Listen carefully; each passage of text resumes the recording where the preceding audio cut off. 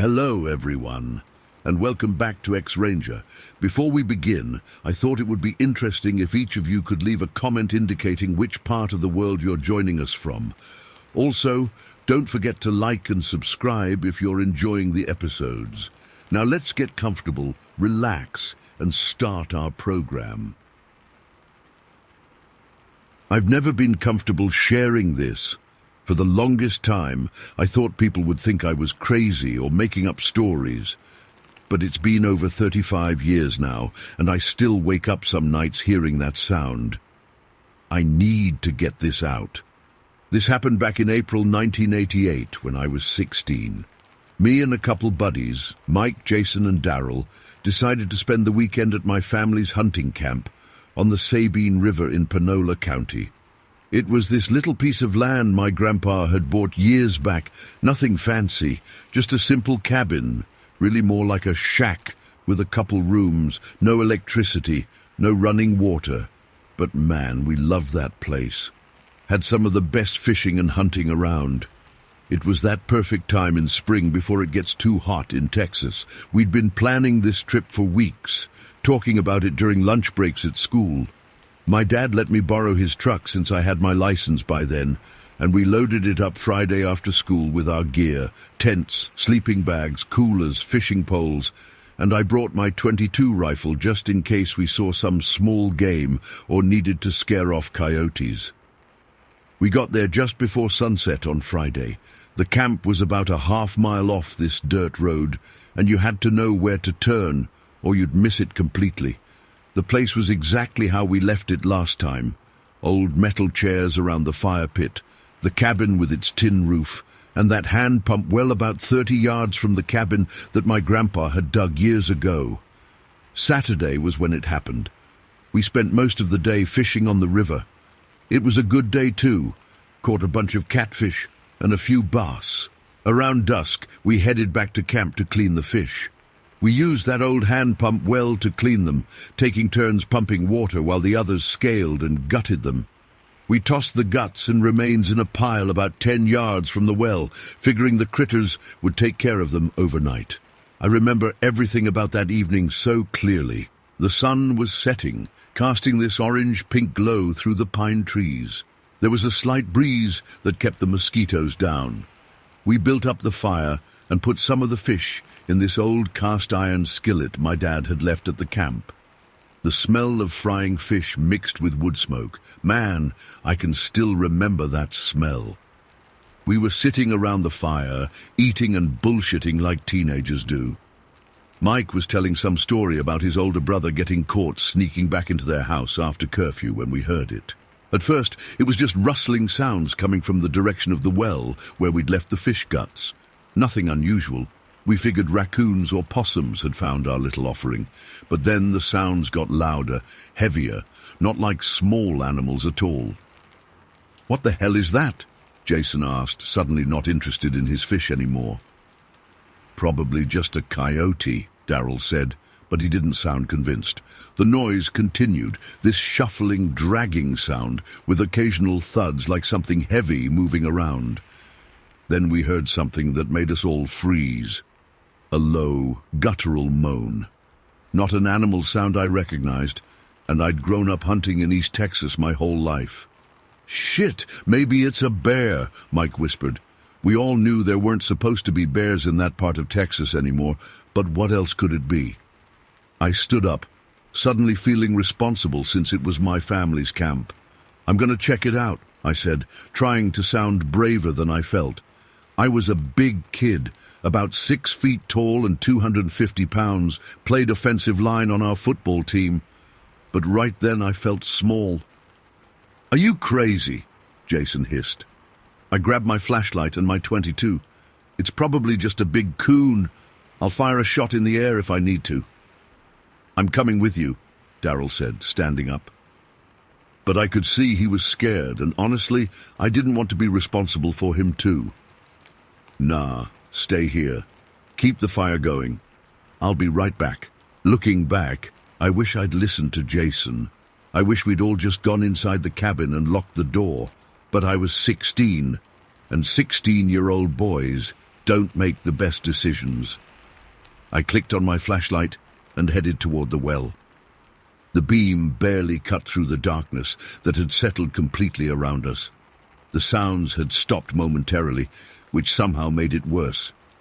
The only noise was the crunch of pine needles under my boots and my own breathing. I got to the well and swept my light around. The pile of fish guts was scattered now. Clearly something had been at it. I kept the rifle ready in one hand, flashlight in the other. I called back to the guys. "Looks like something's been here all right." Then I heard the moaning again, closer this time, coming from about 50 yards past the well where the woods got thicker. I swung my light toward the sound and saw something that made my blood run cold. There was this dark mass on the ground. At first I thought it might be a wild hog. They get big around there and they'll eat anything.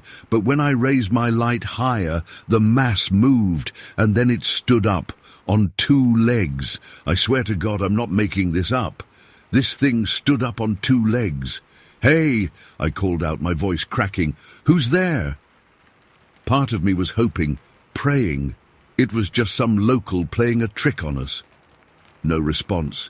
Just another one of those moans, deeper this time, almost like it was responding to me. "This isn't funny," I shouted. "I've got a gun and I'll use it."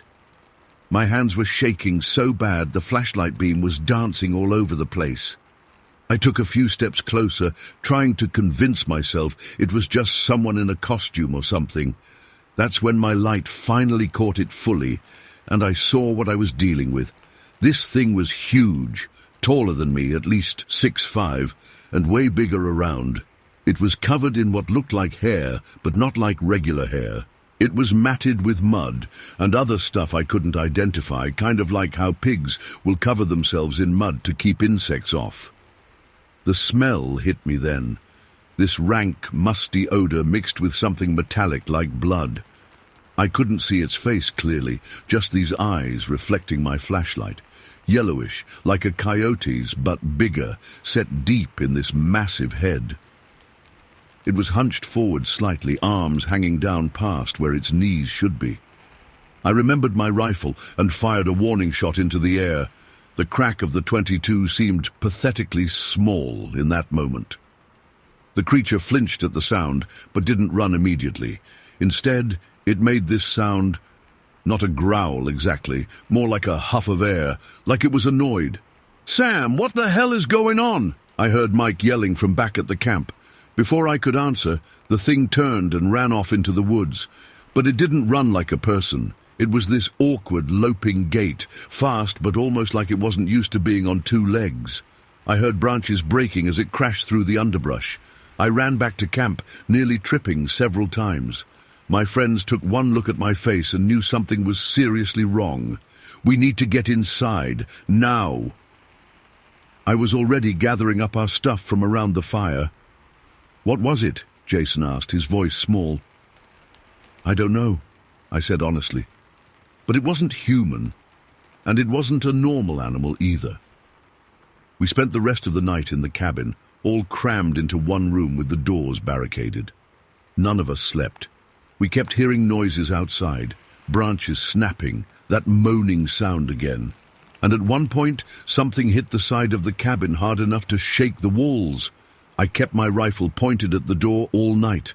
The worst part was around 3 a.m. when we heard splashing from the direction of the well. Whatever it was using our water pump. Mike wanted to look out the window, but I wouldn't let him. If it sees us watching, it might try harder to get in, I reasoned. I don't know why I thought that, but it felt right. When first light finally came, the noises had stopped. We waited until the sun was fully up before we cautiously went outside. The fire was just embers now. Everything looked normal except for one thing. The bucket we'd left by the well was knocked over. "Maybe it was just a homeless person," Darrell suggested, clearly wanting a rational explanation. I walked back over to where I'd seen the creature. In the daylight, with my friends around me, I felt braver. That's when we found the tracks. They were footprints, unmistakably, but not human footprints. They were huge, easily bigger than my size 12 boots, and they had 5 toes, splayed out wide, like whatever made them had never worn shoes. The impressions were deep too, suggesting something very heavy. We followed the tracks back to the well, where there were more of them all around the pump, and the pile of fish guts, completely gone except for the fish heads, which were lined up in a row about 10 feet from the well. "What the fuck would do that?" Mike whispered. No one had an answer. We packed up our stuff without even making breakfast and got the hell out of there. On the drive home, we made a pact not to tell anyone what we'd seen. Who would believe us anyway? For years I told myself it must have been a bear, even though I knew bears don't stand on 2 legs for that long, don't have 5-toed footprints like that, and certainly don't line up fish heads in a row. Mike suggested maybe it was some kind of escaped zoo animal, but that didn't explain everything either. I've gone back to the hunting camp many times since then, couldn't avoid it without explaining to my dad why, and I wasn't ready to be called crazy. But I never stay overnight alone, and I always bring a much bigger gun than a .22. About 5 years after it happened, I got up the courage to ask my grandpa if he'd ever seen anything strange at the camp. He got this look on his face I'll never forget. He didn't answer directly, just said, "The Sabine's got a lot of history, boy. Some things out there don't have names." I've done research over the years. Found out the Caddo Indians had stories about forest beings they called wood apes in that region. There are even modern reports of something called the Sabine thing from other hunters and fishermen. I don't know what I saw that night, but I know what I saw. It's been 35 years, and I still check the windows twice before going to bed. I still wake up sometimes hearing that moan. And I've never ever gone fishing again without wondering what might be watching me from the woods, waiting for me to leave behind something it can take. Story 2. I've been debating whether to share this for years. It happened back in fall of 1988, but I still get goosebumps thinking about it. My brother Jacob and I have talked about it countless times, trying to make sense of what we saw that night in Throckmorton County, Texas. I'm not looking for anyone to believe me. Hell, I wouldn't believe it if someone told me. But I need to get this off my chest. We were on a camping trip with our buddy Mark.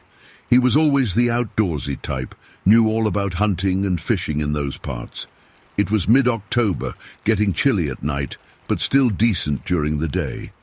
We'd set up our campsite in this clearing, about a half-mile from the nearest dirt road, pretty secluded spot that Mark knew about from previous trips. That evening, we'd been sitting around the fire, drinking beers, and telling the usual bullshit stories guys tell when they're out in the woods. Nothing unusual. Mark called it a night early, around 9:30 or so. He'd been up since dawn, setting up camp and fishing, so he crawled into his tent, leaving Jacob and me to finish our beers. "Want to go catch some bullfrogs?" Jacob suggested after a while. It wasn't a random idea. There were several small ponds nearby, and we could hear the frogs croaking in the distance. I was bored and a little restless, so I agreed. We grabbed our flashlights, those heavy metal mag lights that were popular back then. I remember mine had fresh batteries, thank God. Jacob also brought a small net and a bag. We didn't tell Mark we were leaving, figured we'd be back before he even knew we were gone. It was dark, but the moon was nearly full, casting this weird bluish light through the trees. The temperature had dropped into the low 50s, and I remember wishing I'd brought a heavier jacket. We followed this narrow path that led away from our campsite toward the ponds, maybe a quarter-mile away. The sounds of the night were normal. Crickets, frogs, occasional rustling in the brush from small animals. We were about halfway to the ponds when I got this weird feeling. You know that sensation when you suddenly realize you're being watched? It was like that, but stronger. I remember looking over at Jacob, and he had this strange expression on his face. "You feel that?" he whispered. I nodded, slowing my pace. We both instinctively turned our flashlights off, letting our eyes adjust to the moonlight. That's when I noticed something behind a tree about 30 yards ahead of us. At first, it was just a shadow, darker than the other shadows. I figured it was probably a deer or maybe even a wild hog. They're all over that part of Texas. "You see that?" Jacob whispered, pointing toward the same tree I was looking at. "Yeah," I murmured. "Probably a deer." But it wasn't moving like a deer. It was waiting. That's the only way I can describe it, like it was deliberately hiding. For a second, we both had the same thought. Maybe it was a game warden. We weren't doing anything illegal, but it would explain why someone would be out there at night, watching. So Jacob, being Jacob, decided to whistle. Just a quick, casual whistle to let whoever it was know we were just a couple of guys out frogging. What happened next is burned into my memory forever. The thing, and I call it a thing because I still don't have a better word for it, stepped out from behind the tree onto the path. But it didn't step like a human steps. It moved sideways, this bizarre 4-foot sidestep that no normal person could make. One fluid motion that brought it fully into the moonlight. I felt my blood freeze. This thing was tall. I'm 6'1", and it towered over what I'd estimate to be my height if I was standing right next to it. Had to be at least 7 feet. But it wasn't just the height that made my heart stop. It was its proportions. All wrong. Its torso was relatively short compared to its legs, which were long and powerful looking. Its arms hung down way too far, past its waist, reaching near its kneecaps. Its face is what still haunts me. Heavy brow ridge that shadowed its eyes, but even in the moonlight, I could see they were yellowish with what looked like red in them, maybe bloodshot, maybe something else. I don't know. The thing had light-colored hair covering most of its body, but the hair on its head was grayish and longer. And it was muscular, not bodybuilder muscular, but powerful, the kind of strength that comes from nature, not a gym. I remember thinking it looked like it could tear a person apart without much effort. We stood frozen for what felt like forever, but was probably only seconds. Then it took a step toward us, not a side step this time, but forward, deliberate. I don't remember deciding to run. One moment I was staring at this impossible thing, and the next Jacob and I were sprinting back toward camp, crashing through brush, stumbling over roots. I don't think I've ever run that fast in my life. My lungs were burning, branches were slashing at my face, but all I could think was that I needed to get away from whatever that thing was. We burst into our campsite, gasping for breath. Mark was already asleep in his tent. Jacob immediately started shaking his tent. "Mark! Mark, wake up! Do you have your gun? Mark!" Mark crawled out, groggy and pissed off. "What the hell, guys?" "There's something out there," I managed between breaths. "Something big. We need your rifle." Mark had brought his hunting rifle, a Remington 30-06. He always kept it in his tent when camping, but instead of grabbing it, he looked at us like we were crazy. "What do you mean, something? Like a bear?" He was rubbing his eyes, clearly annoyed at being woken up. "No, not a bear," Jacob said. "It was standing upright, tall, really tall, with long arms and yellow eyes." Even as Jacob described it, I could hear how crazy it sounded. Mark certainly thought so. "You guys been drinking too much? Or maybe smoking something you didn't tell me about?" He chuckled, but when he saw our faces, his smile faded. "Seriously, what did you see? A deer? Coyote?" "Mark, we know what deer and coyotes look like," I said, my voice steadier now. "This wasn't that. It wasn't normal." "Well, I'm not giving you my rifle when you're this freaked out over probably nothing," Mark said firmly. "Just stay at camp. Whatever it was, it's not going to come near our fire." We tried to convince him for another 15 minutes, describing exactly what we'd seen, but he wouldn't budge. He eventually crawled back into his tent, telling us to sleep it off. Jacob and I sat by the fire, backs to each other so we could watch in all directions. We were both still shaking. Neither of us said much for a while. "Tyler," Jacob finally whispered, "what the hell was that?" "I don't know," I admitted, "but I know what I saw." We sat there for maybe an hour, jumping at every sound. The woods seemed different now, threatening. Eventually, Jacob stood up. "I'm going back," he said suddenly. "What? Are you insane?" I hissed. "I need to know. I need to see if it's still there, or if there's any sign of it. Otherwise, I'll never believe it myself." He picked up his mag light and a hatchet we'd brought for chopping kindling. I wanted to tell him he was crazy, but part of me felt the same way. The encounter had been so brief, so impossible that it already felt like it might have been a hallucination, and if we didn't confirm it somehow, we'd always wonder. "I'm coming with you," I said, grabbing my own flashlight and a heavy cast iron pan from our cooking gear.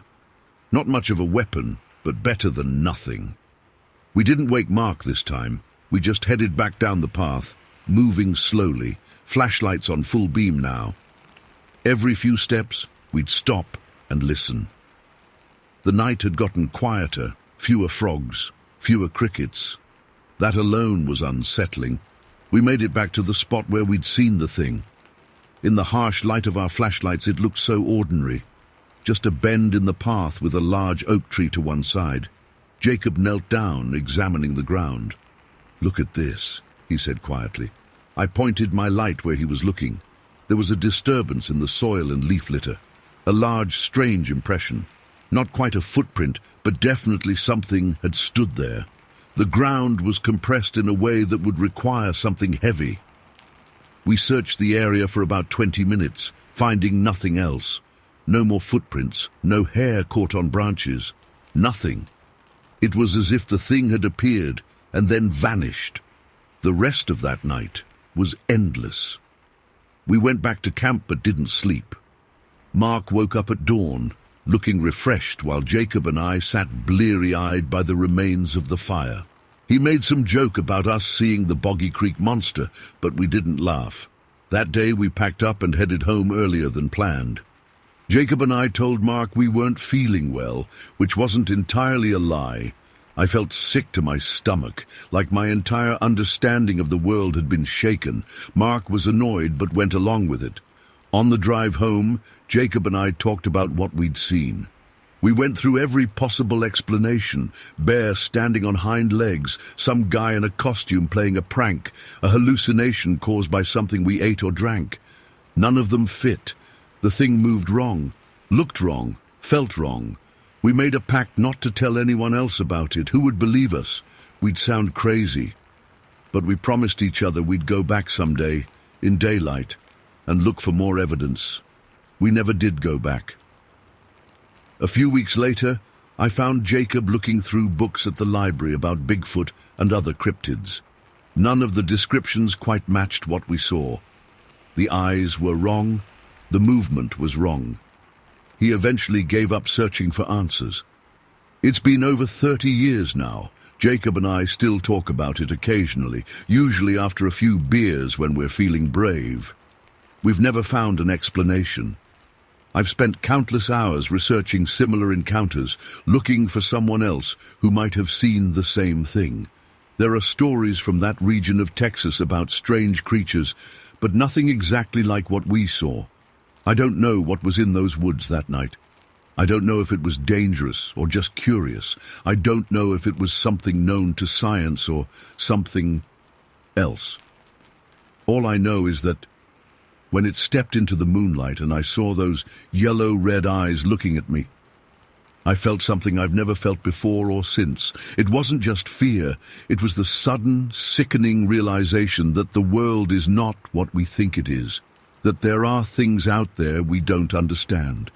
I still go camping sometimes, but never in Throckmorton County, and I never ever go frogging at night anymore. Some nights, when I can't sleep and the house is quiet, I still see those eyes in my mind, still feel that cold rush of terror, still wonder what would have happened if we hadn't run. I don't expect anyone to believe this story. Hell, sometimes I'm not sure I believe it myself. But Jacob saw it too, and whatever it was we saw that night, it was real. As real as the keyboard I'm typing on now, as real as the goosebumps that are rising on my arms just writing about it. I just needed someone else to know. Story 3. I still can't shake what happened at my grandma's place back in December 1988. I was 26 then, taking time off from my job in Dallas to visit her for a week before Christmas. My parents died when I was young, and Grandma Rodriguez raised me in that old farmhouse in Harrison County until I went off to college. I try to visit her a few times a year, especially during the holidays, since she's all alone out there. Her property sits on about 5 acres, with dense pine woods surrounding the back and sides of the house. It's pretty isolated. Her nearest neighbor is about half a mile down the dirt road. The house itself is this weathered 2-story farmhouse that's been in our family since the 1940s. It's got this big wraparound porch where Grandma and I would always sit in her old rocking chairs, drinking sweet tea and catching up. That December was unusually cold for East Texas. I remember driving up the long gravel driveway and seeing Grandma waiting on the porch, bundled up in her favorite knitted shawl, waving at me. She was 78 then, but still pretty spry for her age, living independently and taking care of that whole place by herself. She refused to move into town, despite my constant worrying about her being so isolated. The first couple days of my visit were normal, helping her with chores around the house, fixing things that needed repair, and just enjoying her company. On the third day, December 18th, everything changed. We'd spent the afternoon baking cookies and making tamales, a Rodriguez family tradition. Around dusk, maybe 5:30 or so, we took our coffee out to the porch to watch the sunset through the trees. It was that beautiful time when the sky turns purple and orange, but it was getting dark fast. The temperature had dropped, and I could see my breath in the air. That's when we heard it. A scream. Not like an animal. At least not any animal I'd ever heard before. It came from just inside the tree line behind the house, maybe 100 yards away. It was high-pitched and almost human, but distorted somehow. The sound made every hair on my body stand up. It went on for maybe 10 seconds before stopping abruptly. I looked at Grandma, expecting her to explain it away, maybe a fox or bobcat or something, but her face had gone pale. "What the hell was that?" I asked her, standing up to peer into the darkening woods. She shook her head slowly. "I don't know, mijo. I've been hearing it for about 2 weeks now, usually around this time." I was shocked. 2 weeks? Why didn't you tell me? She just shrugged, still staring out at the woods. "Didn't want to worry you. Thought it might be a coyote or something." But the way her hands trembled told me she didn't believe that. There was another scream, closer this time. It sounded almost like a woman in pain, but wrong somehow, too guttural, too raw. "Let's go inside," I said, taking her by the arm. Once we were in the kitchen with the door locked behind us, I pressed her for more information. That's when she told me something that made my stomach drop. "I've been taking the food scraps and garbage to the edge of the woods every evening," she said, her voice low, as if she was afraid of being overheard. "For years I've done it, feeding the birds and whatnot." She paused, looking out the window toward the now dark forest. "But lately, I feel like something's watching me out there. I started carrying the garden hoe with me for protection." "Jesus, Grandma," I said, running a hand through my hair. "Why are you still doing that if you're scared?" "It's my routine," she said simply, as if that explained everything. And knowing her stubbornness, it kind of did. I decided right then that I was going to check it out. No way was I letting my grandmother walk out to those woods alone anymore, especially not after hearing those screams. I told her to stay inside while I grabbed a flashlight and her late husband's old .38 revolver from the lockbox in her bedroom closet. "Victor, don't go out there," she pleaded, but I could tell she was relieved I was taking this seriously. "I'm just going to take a quick look," I assured her. "Where exactly do you dump the scraps?" She directed me to a spot about 50 yards from the back porch, just at the edge of the tree line where there was a small clearing. I loaded the revolver, put some extra bullets in my pocket, and grabbed the most powerful flashlight I could find from her utility drawer. The night was dead silent as I stepped off the back porch. No crickets, no frogs, nothing, just the sound of my boots crunching on the frozen grass. The moon was nearly full, casting everything in a weird, bluish light.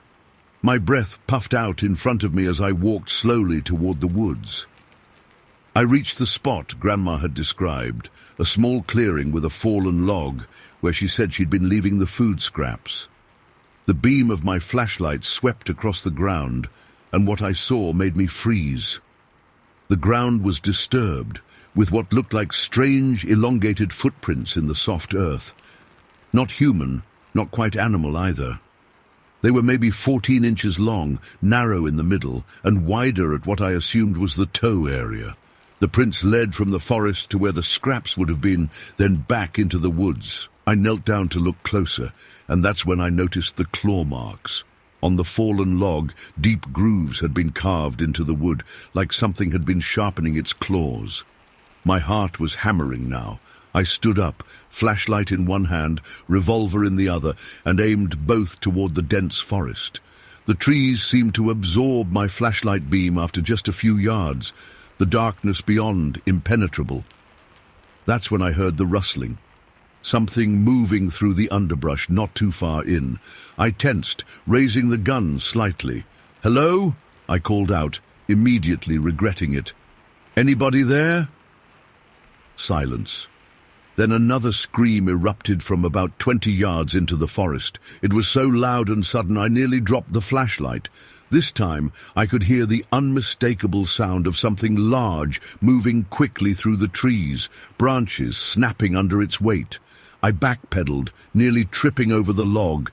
The sounds were getting closer. Whatever it was coming toward me, fast. I turned and ran back to the house, not daring to look behind me. I slammed into the back door, fumbling with the handle before bursting inside and locking it behind me. Grandma was standing in the kitchen, clutching her rosary. "Did you see it?" she whispered. "No," I panted, trying to catch my breath. "But I saw tracks, and it was coming toward me." I moved to the window, peering out cautiously. "We need to call the sheriff." Grandma nodded, and I went to the phone on the wall. But when I picked it up, there was no dial tone. "Phone's dead," I said, feeling a chill that had nothing to do with the December air. "The lines go out sometimes in cold weather," Grandma said, but her voice wavered. I checked my cell phone. No signal, which wasn't surprising for rural East Texas in 1988. We were completely cut off. "We'll drive into town first thing in the morning," I decided. "Tonight we're staying inside, doors locked." I spent the next hour going through the house, checking all the windows and doors, making sure everything was secure. The whole time, I kept thinking about those screams and those strange tracks. I'd grown up hunting in these woods with my grandfather. I knew every animal native to East Texas, and nothing made prints like that or screamed like that. Around 9:30, we were sitting in the living room, pretending to watch TV, but really just listening for sounds outside, when the power went out. The house plunged into darkness. "Shit," I muttered, fumbling for the flashlight I'd set on the coffee table. "Language, Victor," Grandma scolded reflexively, but I could hear the fear in her voice. I got the flashlight on and went to check the circuit breaker in the utility room. Nothing tripped. It was an outage. I gathered some candles from the kitchen and lit them, placing them around the living room. "Probably just the weather," I said, trying to sound more confident than I felt. But it was only a little below freezing, not the kind of weather that usually knocked out power lines. We sat in the flickering candlelight, the silence between us heavy with unspoken fear. Around 10:15, Grandma started nodding off in her recliner. I suggested she go up to bed while I kept watch downstairs. "You sure, mijo?" she asked, clearly exhausted. "Yeah, I'll be fine. Take the flashlight. I've got plenty of candles down here." After she went upstairs, I sat on the couch with the revolver on the cushion beside me, straining to hear any sounds from outside. The wind had picked up, making the old house creak and groan. Every noise had me on edge. Around midnight I heard something on the front porch, soft footsteps moving slowly across the wooden boards. Then a scratching at the door, light at first, then more insistent. I grabbed the gun and moved quietly to the window beside the door, carefully pulling back the curtain just an inch to look out. The porch was empty. The scratching came again, and I realized it was coming from the back door now. Whatever it was moving around the house, testing the entrances. I moved through the dark house to the kitchen, heart pounding in my chest. The scratching at the back door stopped just as I reached it. I waited, listening. Then came a sound that still haunts me. A soft, almost cooing noise, like someone trying to entice a child or pet. It was coming from right outside the kitchen window. I raised the gun, pointing it toward the window as I sidled closer. The curtains were drawn, but through a small gap I could see part of the backyard illuminated by moonlight. Something moved across that gap, just a glimpse of a tall, thin shape passing by the window. It didn't move like a person. It was too fluid, too wrong. Then the scratching started again, this time at the kitchen window, right in front of me. I stumbled back as the curtain moved slightly, like something was pressing against it from outside. I heard Grandma stirring upstairs and silently prayed she wouldn't come down. The scratching stopped suddenly, and I heard those footsteps again, moving away from the house now toward the woods. I rushed to the living room window that faced the backyard and peered out. In the moonlight, I could see a figure at the edge of the tree line. It was standing upright but hunched, maybe 7 feet tall. Its proportions were all wrong, arms too long, legs bent oddly. It stood there for a moment, then turned its head toward the house.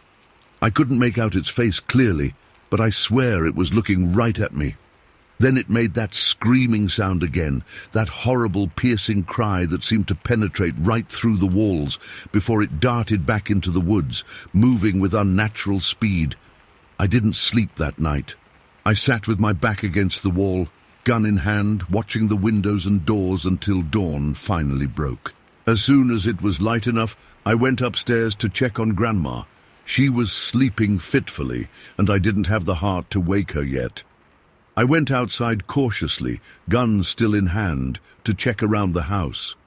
In the cold morning light, I found deep scratches on both the front and back doors, and what looked like claw marks on the sill of the kitchen window. The wood was splintered in places, like something had tried to force its way in. But the most disturbing thing was what I found on the back porch, a pile of small animal bones, rabbit, squirrel, maybe some bird bones, arranged in a neat stack, like an offering. They hadn't been there the evening before. When Grandma woke up, I showed her what I'd found. Her face went ashen as she crossed herself. "We're leaving," I told her. "Pack a bag. You're coming back to Dallas with me." For once, she didn't argue. As we were packing up the car, I noticed something odd about the phone line that ran from the pole to the house. It hadn't fallen or been damaged by weather. It had been cut. The clean edges suggested it had been done with some kind of tool or sharp object. We drove straight to the sheriff's office in Marshall. The deputy took our report, but I could tell he didn't believe us. He figured it was just vandals, or maybe some wild animal, possibly a bear, though bears weren't common in that part of Texas. He promised to send someone out to check the property, but I could see in his eyes he thought we were just a scared old lady and her city boy grandson overreacting. Grandma never went back to that house. She moved in with me in Dallas, and we sold the property a year later. I never told the new owners about what happened. Maybe I should have. I've spent over 30 years trying to make sense of what I experienced that night. I've researched cryptids and local legends from East Texas, looked into reports of similar encounters in Harrison County. Nothing quite matches what we saw and heard, Sometimes I wonder if it's still out there in those woods, waiting for someone new to start leaving food at the edge of the trees. And sometimes, when I'm drifting off to sleep, I swear I can hear that scream again, that terrible, inhuman scream that doesn't belong in this world. Story 4. I still get chills thinking about those 2 years we spent in that house near Athens. This happened back in 1992, and I swear I've never been able to fully explain what my family and I experienced there. I've kept this story mostly to myself because people think you're crazy when you talk about seeing something like this, but I need to get it off my chest. We were just a normal family, my parents, my brothers, and me, Amanda. We moved to this rental house in Henderson County because my dad found better work there. It seemed like a great place at first. Lots of land, woods behind the property, and that peaceful country feeling you get when you're away from the city. But it wasn't peaceful for long. It started about 2 weeks after we moved in. We began hearing these weird sounds at night. Not just normal wood sounds like owls or coyotes. I grew up in rural areas and know what those sound like. These were different, like a cross between a woman screaming and something not human at all. The first time I heard it, I literally sat straight up in bed, my heart pounding so hard I could feel it in my throat. It was loud, like whatever made that sound had to be big. My little brother started calling it the Banshee as a joke, but honestly, that name fit. The screams would usually happen around dusk or late at night, and they seemed to come from different directions in the woods. Sometimes they sounded like they were moving, circling the property. My mom tried to brush it off as a mountain lion or something, but deep down, I think she knew it wasn't. Mountain lions don't scream every night for weeks on end in the same area. Plus, we weren't exactly in mountain lion territory in East Texas. The first actual sighting happened when my cousin Tommy came to visit. He was 12 at the time, and we were playing in the yard near dusk. Tommy suddenly froze and pointed toward the tree line about 100 yards away. "What's that?" he whispered. I turned to look, and that's when I saw it. Something huge and white, moving from one tree to another. It wasn't just tall, it was massive. At first, I thought maybe it was just the setting sun playing tricks on us, but then it moved again. It was definitely on 2 legs, and it was definitely not a person. Tommy and I ran inside so fast we nearly knocked each other over. When we told my parents, they just said it was probably a deer or something, but the look on my dad's face told me he wasn't so sure. After that, things escalated. My boyfriend Mark, now my ex, used to come over all the time. He lived about a mile away, and he'd usually cut through the fields to get home at night. One night in October, he was heading home around 9:30. It was a clear night with a good moon, so he could see pretty well. He called me the minute he got home, sounding completely terrified. He said he was walking through the field when he felt like something was watching him. When he turned around, there was this massive white figure walking beside him, maybe 30 feet away, just keeping pace with him. He said it was at least 8 feet tall and completely covered in white hair. Mark started walking faster, and so did the thing. He didn't run because he was afraid it would chase him, but he said every hair on his body was standing up. The thing followed him almost to the edge of his property before it just turned and walked back toward our place.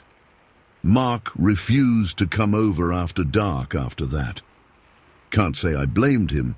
But the worst experience, the one that still gives me nightmares, happened to me directly. It was around November, getting cold but not freezing yet. My friend Jason and I were walking along this path in the woods behind our house. It was around 4 p.m., still daylight, but getting dimmer. We were just talking and not really paying attention when something felt wrong. You know that feeling when the woods get quiet? Like unnaturally quiet? No birds, no squirrels, nothing. That's what happened. Jason noticed it too because he stopped mid-sentence. "Amanda," he whispered, "we should head back." Before I could answer, I heard a crack from behind a massive oak tree about 40 feet ahead of us. Then, God, it's still hard to describe this. This thing stepped out from behind the tree. It was exactly what Mark had described, impossibly tall, at least 8 feet, and covered in white hair from head to toe. Not fur like a bear, but hair, longer, more human-like, but definitely not human. I couldn't see its face clearly because of all the hair, but I could make out these dark eyes watching us. It just stood there for what felt like forever, but was probably only a few seconds. Then it did something that proved it wasn't just some guy in a costume or a misidentified animal. It reached up, grabbed a branch from the oak tree, a huge branch that would have been at least 7 feet up, and just snapped it off like it was nothing. The crack was so loud it echoed. And then it threw the branch at us. The branch hit the ground about 10 feet in front of us, and that's when Jason and I finally reacted. We turned and ran faster than I've ever run in my life. I could hear heavy footsteps behind us, crashing through the underbrush. Jason was slightly ahead of me, and he kept looking back with this expression of pure terror. When we finally reached the edge of the woods near our house, Jason was practically hyperventilating. He said he could feel its breath on the back of his neck as we ran. I don't know if that was true or just his panic, but I do know that whatever was chasing us stopped at the edge of the woods. It wouldn't come into the open. My parents believed us this time. My dad got his shotgun and went to check out where we'd been, but he didn't find anything except for that broken branch, which was so heavy he could barely drag it back to show us. The break wasn't clean, like from a saw. It was splintered and twisted, like something with immense strength had just ripped it off. After that incident, we started hearing the screams more frequently. Sometimes they'd be right at the edge of the woods, like it was calling to us or trying to lure us out. My mum wouldn't let us play outside after 4 p.m. anymore, and my dad installed extra security lights all around the property. Our neighbor, Mr. Keller, had his own encounter about a month later. He was riding his ATV through some backwoods trails about a mile from our place when he saw what he described as a white gorilla thing standing in the middle of the path. He said it was about 70 yards away, and when it saw him, it took one giant step off the path and disappeared into the trees. Mr. Keller was a hunter who'd lived in those woods his whole life, and I'd never seen him scared before, but he was shaking when he came to tell my dad about it. The incidents continued for the entire time we lived in that house. Sometimes we'd just hear the screams. Other times we'd find strange things. Trees bent in unnatural ways, huge footprints after rainstorms, though they were always too muddy to get a clear impression. And once, all the bird feeders around our house were torn down and crushed. One of the creepiest things was how it seemed to know our patterns and routines. If my dad worked late, the screams would be closer to the house. If we had visitors, it would stay quiet for a few days. It was like it was studying us. The last straw came during an ice storm in our second winter there. The power went out, and we were using the fireplace to stay warm. Around midnight, something started pounding on the walls of the house. Not like a person knocking, but like something huge hitting the side of the house with enough force to make pictures fall off the walls. My dad grabbed his shotgun and fired a warning shot out the back door, and the pounding stopped, but none of us slept that night. We moved out as soon as our lease was up a few months later. I've never been so relieved to leave a place. I've spent years trying to figure out what it was. Some people have suggested it was a Sasquatch or Bigfoot, but everything I've read about those creatures describes them as having dark hair, not white. Others have suggested it was some kind of albino Bigfoot, or even something called the ghost of the woods that some locals talk about in East Texas.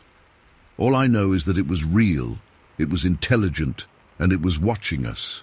I've never felt so hunted in my life. Even now, living in a completely different state, I sometimes wake up in the middle of the night thinking I hear those screams again. I've never been back to Henderson County, and I never will. Whatever that white thing in the woods was, I hope it stays there, far away from me and my family. but I still check the locks twice every night, and I'll never live anywhere near dense woods again. Some things just change you forever. I've only told this story to a handful of people over the years, but I needed to get it out there. I still wonder if anyone else has seen it, or if it's still out there, watching and waiting in those East Texas woods. Story 5. I've never told this story to anyone outside my family and a few close friends in town. Frankly, I don't care if anyone believes me or not anymore. I'm 73 now, and I figure I might as well put this down somewhere before I take it to my grave. It happened on July 1st, 1989. I remember the date clear as day because we'd just finished our small Independence Day preparations. Nothing fancy, just some decorations the wife put up and extra food for the cookout we planned with the Wilsons from down the road. That summer was particularly hot in Hunt County, the kind of Texas heat that makes the air shimmer above the ground and your shirt stick to your back the moment you step outside. I was sitting in my living room that evening watching the news and drinking a beer after dinner. Martha had gone to bed early with one of her migraines. Our property wasn't much compared to some of the bigger spreads nearby, just 15 acres with our house, a barn, and a few pens for the livestock. I kept about a dozen hogs back then, but my pride was this massive Duroc boar I called Red that weighed over 500 pounds. I'd paid good money for him as breeding stock, and he'd more than earned his keep. Around 9:30, I heard Red squealing. Not your normal hog noises, mind you. This was different, high-pitched and desperate, like something was hurting him bad. My first thought was coyotes, though they usually don't go after something as big as Red. Could have been a cougar, maybe. We'd had reports of them moving back into the area. I grabbed my .30 Marlin from the gun cabinet, the same rifle I'd used for deer hunting the past 20 years, and shoved a handful of cartridges into my pocket. I didn't bother with a flashlight. The moon was nearly full, and I knew my property like the back of my hand. The moment I stepped out onto the back porch, I knew something wasn't right. There was this smell in the air, hard to describe exactly, like wet dog mixed with something rotten and musky. The hairs on my neck stood up before I even made out what was happening by the hog pen. Red was still making those awful sounds, but they were muffled now. As my eyes adjusted to the moonlight, I saw something that didn't make any sense at all. There was this figure standing at the pen. It had to be 7, maybe 8 feet tall, with broad shoulders, standing upright on 2 legs. And it was trying to lift Red right over the top rail of the pen. I froze. My brain couldn't process what I was seeing. This thing, and I still don't know what else to call it, had reddish-brown hair covering its entire body. Not fur, exactly, more like long, shaggy hair. In the moonlight, it looked almost chocolate-colored. It had red hoisted up to the height of the fence, and my 500-pound boar looked like a damn piglet in its arms. I must have made some noise because the thing suddenly turned its head toward me. I couldn't make out its face clearly in the dark, but I saw the gleam of eyes reflecting in the moonlight. They were set deep under a heavy brow ridge. It made this sound then. Not a growl exactly, more like a deep rumbling breath. That's when my farmer instincts kicked in. That boar had cost me nearly $2,000, and this thing was about to make off with him. I raised my rifle, but my hands were shaking so bad I could barely aim. I fired anyway, probably 3 or 4 shots, one after another. The noise was deafening in the night air. I don't think I hit it square, maybe grazed it at most, but it dropped Red immediately. The boar hit the ground with a heavy thud and scrambled away, squealing. The creature made this sound, like nothing I've ever heard before or since, a weird throaty howl that seemed to vibrate through my chest. Then it turned and ran. Jesus, how it ran. Not like a person at all. It covered ground in these massive strides, arms swinging. It headed straight for the tree line at the edge of my property, maybe 80 yards from the pen. It was so fast. By the time I thought to fire again, it had disappeared into the woods. I stood there for what felt like forever, rifle still raised, heart pounding so hard I could feel it in my throat. Part of me wanted to go inside, lock the doors and pretend I hadn't seen anything, but Red was hurt and I needed to check the damage.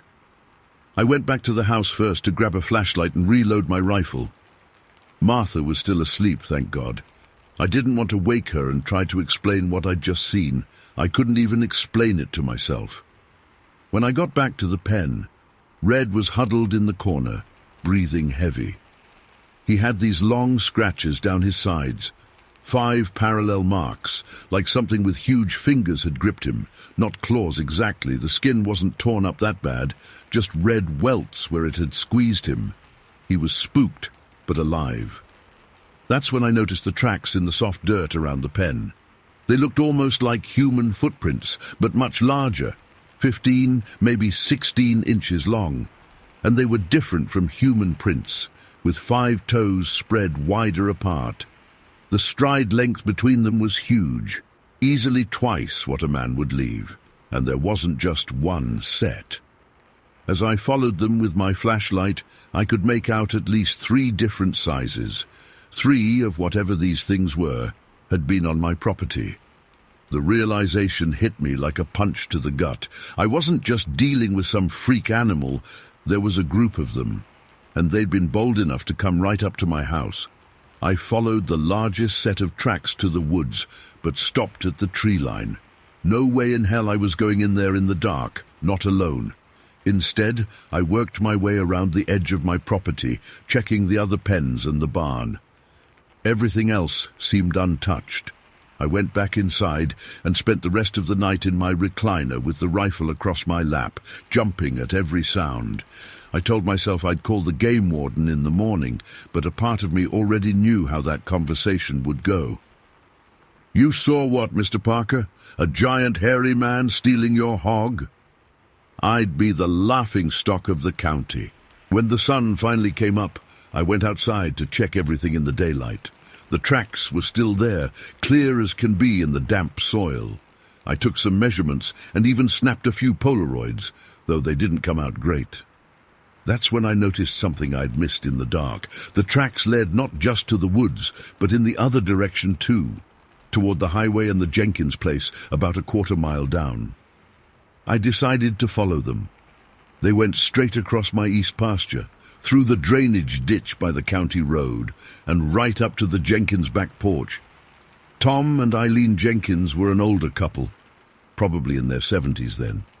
They'd lived there forever, kept mostly to themselves. What I saw at their place made my blood run cold. The screen door on their back porch had been completely ripped off the hinges. Not cut, not damaged by weather, ripped off, with the frame splintered like something had just grabbed it and yanked. I knocked on their door, half afraid of what I might find. Tom answered, looking tired and annoyed. When I asked about the door, he just grunted and said he figured some drunk kids had vandalized it during the night. Said he'd heard a commotion around midnight, but was too tired to get up and check. He hadn't gone outside yet that morning to see the tracks. I didn't tell him what I'd seen. What could I say? But on my walk back home, things started clicking into place. For the past few months, strange things had been happening in our part of the county. The Wilsons had lost 3 of their prized dairy cows, found them dead with their necks twisted around completely. The official explanation was some kind of predator, but nobody could explain how a mountain lion or coyote could twist a cow's neck like that. And hogs had been disappearing too, not just from my place. At least 4 other farmers had reported missing animals, always taken at night, never any blood or signs of a fight, just gone. We'd all assumed it was thieves. The price of pork had been good that year, but now I wondered if it was something else entirely, something not human. I spent that day reinforcing my hog pens, adding extra wire and boards. I brought Red into the barn where I could lock him up secure. I loaded every gun I owned and kept one within reach wherever I was on the property. That evening, I called the county sheriff. I didn't tell him everything, just that I'd seen someone trying to steal my boar, that I'd fired some warning shots, and that I'd found strange tracks leading to the Jenkins place. He said he'd send a deputy out in the morning. The deputy who showed up was Clint Wilson, no relation to our neighbors. He couldn't have been more than 25, fresh-faced and clearly bored with being sent out on what he thought was a wild goose chase, until I showed him the tracks. I'll never forget the way his expression changed when he squatted down to look at those footprints. The color drained from his face. "Mr. Parker," he said, "what exactly did you see the other night?" I told him everything then, the height, the reddish hair, the strength, the way it ran. I expected him to laugh, but he didn't. He took more photos than I had, made plaster casts of the best prints, and measured everything carefully. Before he left, he said something that chilled me. "You're not the first, Mr. Parker, not this summer anyway." He wouldn't elaborate, just told me to keep my doors locked and call immediately if I saw anything else. That night, I convinced Martha to go stay with her sister in Greenville. I told her it was because of the heat. Our air conditioner was acting up, and her sister had central air. The real reason was I didn't want her around if those things came back. I sat up all night on the back porch with my rifle and a thermos of coffee, watching the tree line. Nothing happened, not that night and not for the next 3 nights either. Deputy Wilson came back once with someone he introduced as a specialist from Dallas. The guy examined the plaster casts, asked me 1,000,000 questions, and took samples of the hair I'd found caught on the top rail of the hog pen. He never told me his name or who he worked for, and I never heard anything back. After about a week with no further incidents, life started to return to normal. Martha came home, the livestock settled down, and I began to wonder if I'd overreacted. Maybe it had been a bear, though we hadn't had bears in Hunt County for decades. Maybe lack of sleep and too many late-night horror movies had made me see something that wasn't there. But then, on July 12th, I found 3 more of my hogs missing. The pen wasn't damaged, it was like something had reached over the top and just plucked them out. And there were those same tracks again, this time leading straight into the woods. I never saw the creatures again after that first night. Over that summer, 2 more farmers reported similar encounters. One claimed to have seen a giant hairy man digging through his garbage at 3 a.m. Another found his barn door torn off and a calf missing. By fall, the sightings stopped completely. The county eventually wrote it off as a combination of predators, thieves, and overactive imaginations. The Jenkins moved away that October. I kept Red locked in the barn every night until I finally sold him the next year. To this day, I don't know what I saw. Bigfoot? Maybe, though I never believed in that stuff before. Some kind of escaped animal? Possibly, but nothing explains the tracks, the height, or the strength I witnessed. All I know is what I saw was real. It was intelligent enough to hunt in groups and strong enough to lift 500 pounds like it was nothing. I still live in the same house. I still keep a loaded rifle by my bed. And I still find myself looking toward the woods on moonlit nights, wondering if they're watching me from the shadows. Ma! Story 6. I just need to tell this to someone, or it's going to keep eating me up inside. It happened over 30 years ago, back in the summer of '89, but I remember it like it was yesterday. I was 10 years old, staying at my grandparents' cabin in Marion County, Texas. They had this beautiful piece of property with woods that backed up to Black Cypress Creek. My parents would drop me and my brother Mikey off for a couple weeks each summer while they took their adult vacation to Vegas. That day started out totally normal. It was hot as hell, like Texas summers always are. My grandma had packed this massive picnic, fried chicken, potato salad, her famous deviled eggs, and those little cherry hand pies she'd make that would get all sticky in the heat. Grandpa had this old wicker picnic basket that weighed a ton when it was full. He was carrying that while Grandma had the checkered blanket, and Mikey was in charge of the cooler with the sodas. I was antsy that morning. You know how it is when you're a kid and have all this energy bottled up. I kept running ahead while everyone else walked at what felt like a snail's pace. Grandpa kept telling me to slow down, but I was too excited. I'd been cooped up in the cabin for 2 days because of a thunderstorm, and I needed to burn off energy. "Brad, you scout ahead and find us a good spot," Grandpa finally said. I think he was just tired of telling me to slow down. "But don't go past the big oak with the split trunk, you hear? Stay where we can see you."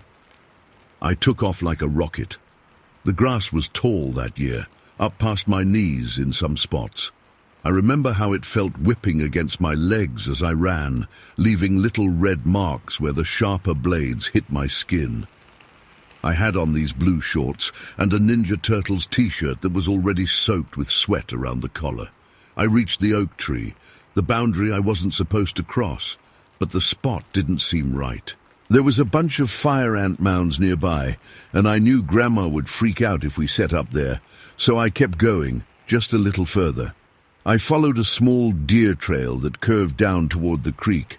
The trees got thicker as I went, casting these cool shadows that felt amazing after being in the sun. About 50 yards past the oak, I found this perfect clearing. It was like something out of a movie.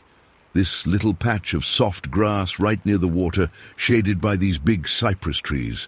You could see the creek bubbling over some rocks, creating this gentle sound that made you feel like you were the only person in the world. I was about to turn back and tell everyone I'd found our spot when I heard something rustling in the woods across the clearing. At first, I figured it was just a deer. We saw them all the time on Grandpa's property, and I was hoping to get a close look at one to tell Mikey about later. So I froze and waited, the way Grandpa had taught me. The rustling got louder, and I could hear branches snapping. This was no squirrel. Whatever was coming through those woods was big. I felt a little flutter of excitement in my stomach, thinking I might see a buck with a huge rack of antlers. What came out of those woods wasn't a deer. The first thing I saw was this massive, hairy arm pushing aside a branch, then another arm. I remember thinking it looked like a really big monkey, which made no sense in East Texas. My brain was trying to figure out what I was seeing, while my body had already started trembling. It was on all fours at first, moving through the underbrush with its head down. The hair was this dark, reddish-brown color, matted in some places and hanging long in others. It moved with this weird grace that didn't seem right for something so big. When it reached the edge of the clearing, about 30 feet from where I stood frozen, it stopped. I swear it sniffed the air like it had caught my scent. Then it did something I'll never forget as long as I live. It stood up. There was this old wooden fence post nearby, probably from some boundary line that had long since been abandoned. The creature grabbed it with one massive hand and pulled itself upright. The wood creaked under its weight, and I remember thinking it might snap, but it held. Standing up, this thing was enormous. I was a small kid, maybe 4, 6 at the time, and this creature towered over me. I'd guess it was at least 8 feet tall, maybe taller. Its arms hung down past its knees, and its hands... God, its hands were huge, with these dirty curved fingernails that looked almost like claws. The hair covered most of its body, but not completely. I could see patches of skin on its face, hands and chest. The skin looked weathered, almost leathery, with a grayish-brown tone that reminded me of the elephants I'd seen at the Dallas Zoo. But it was the face that really got to me. It wasn't a monkey or an ape face like I'd seen in National Geographic. It was almost human, but not quite right. The forehead sloped back sharply, and it had these heavy brow ridges that shadowed its eyes. The nose was wide and flat, and its mouth was this straight line that seemed too wide for its face. And the eyes. Jesus, the eyes. They were dark, not black, but a deep brown, and they were looking right at me. Not like an animal that spotted movement. It was looking at me, like it was trying to figure out what I was, just like I was trying to figure out what it was. I couldn't move. My legs felt like they'd turned to concrete. My heart was pounding so hard I could feel it in my eyeballs. We just stood there, staring at each other across that clearing. It must have only been seconds, but it felt like hours. Then I heard Mikey's voice in the distance. "Brad! Where are you, stupid? Grandpa's getting mad." The creature's head snapped in the direction of Mikey's voice. Its whole body tensed up, and for a split second, I thought it was going to charge toward my brother. Instead, it dropped back down to a half-crouch and took off in the opposite direction. But here's the weird part. It ran on two legs, not on all fours like it had come in. It moved incredibly fast, using its long arms to push branches out of the way and pull itself through the thick underbrush.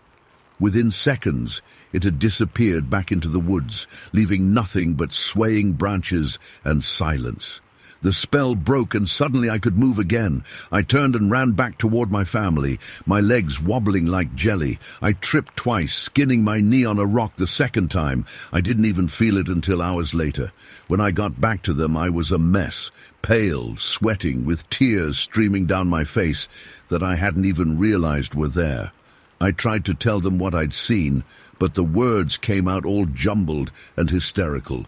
"Monster! By the creek! Big hairy monster!" Grandpa put his hands on my shoulders. "Slow down, Brad. What are you talking about?" I described what I'd seen, every detail still burning in my mind. Grandpa's face got really serious, and he handed the picnic basket to Grandma. "Let's go back to the cabin," he said quietly. Mikey laughed. "He probably just saw a bear." "There aren't any bears around here, Michael," Grandpa said, his voice sharper than I'd ever heard it. "Not anymore." That night, after Mikey had gone to bed, Grandpa sat me down on the porch. The crickets were chirping like crazy, and the motion sensor light kept flicking on every time a moth got too close. "I want you to listen to me carefully, Brad," he said, his voice low so Grandma couldn't hear from inside. "What you saw today, some things are better left alone. Some stories don't need telling." "Was it a bear, Grandpa?" I asked, hoping for some explanation that would help me sleep that night. He was quiet for a long time, just rocking in his chair and looking out at the dark line of trees in the distance. Finally, he said, "People around here, they've seen things in those woods for generations. My daddy told me stories his granddaddy told him, but talking about it just brings trouble." "What kind of trouble?" "The kind that gets you laughed at, or worse. People coming from all over to tromp through your property, looking for a show, or thinking you're crazy." He reached over and put his calloused hand on my arm. "So we keep it to ourselves, you understand?" I nodded, but I didn't really understand. All I knew was that I was terrified to go back into those woods. For the rest of that summer, I stayed close to the cabin. If we went for walks, I made sure to stay in the middle of the group. I'd jump at every twig snap and rustle in the bushes. Grandpa noticed but never said anything. He just made sure I was always within arm's reach. When my parents came to pick us up at the end of summer, Grandpa pulled my dad aside. I couldn't hear what they were saying, but Dad kept looking over at me with this weird expression. On the drive home, he tried to ask me if anything had happened at Grandpa's, but I remembered what Grandpa had said about keeping it to ourselves. I just shrugged and said I'd had fun. We went back the next summer and the summer after that.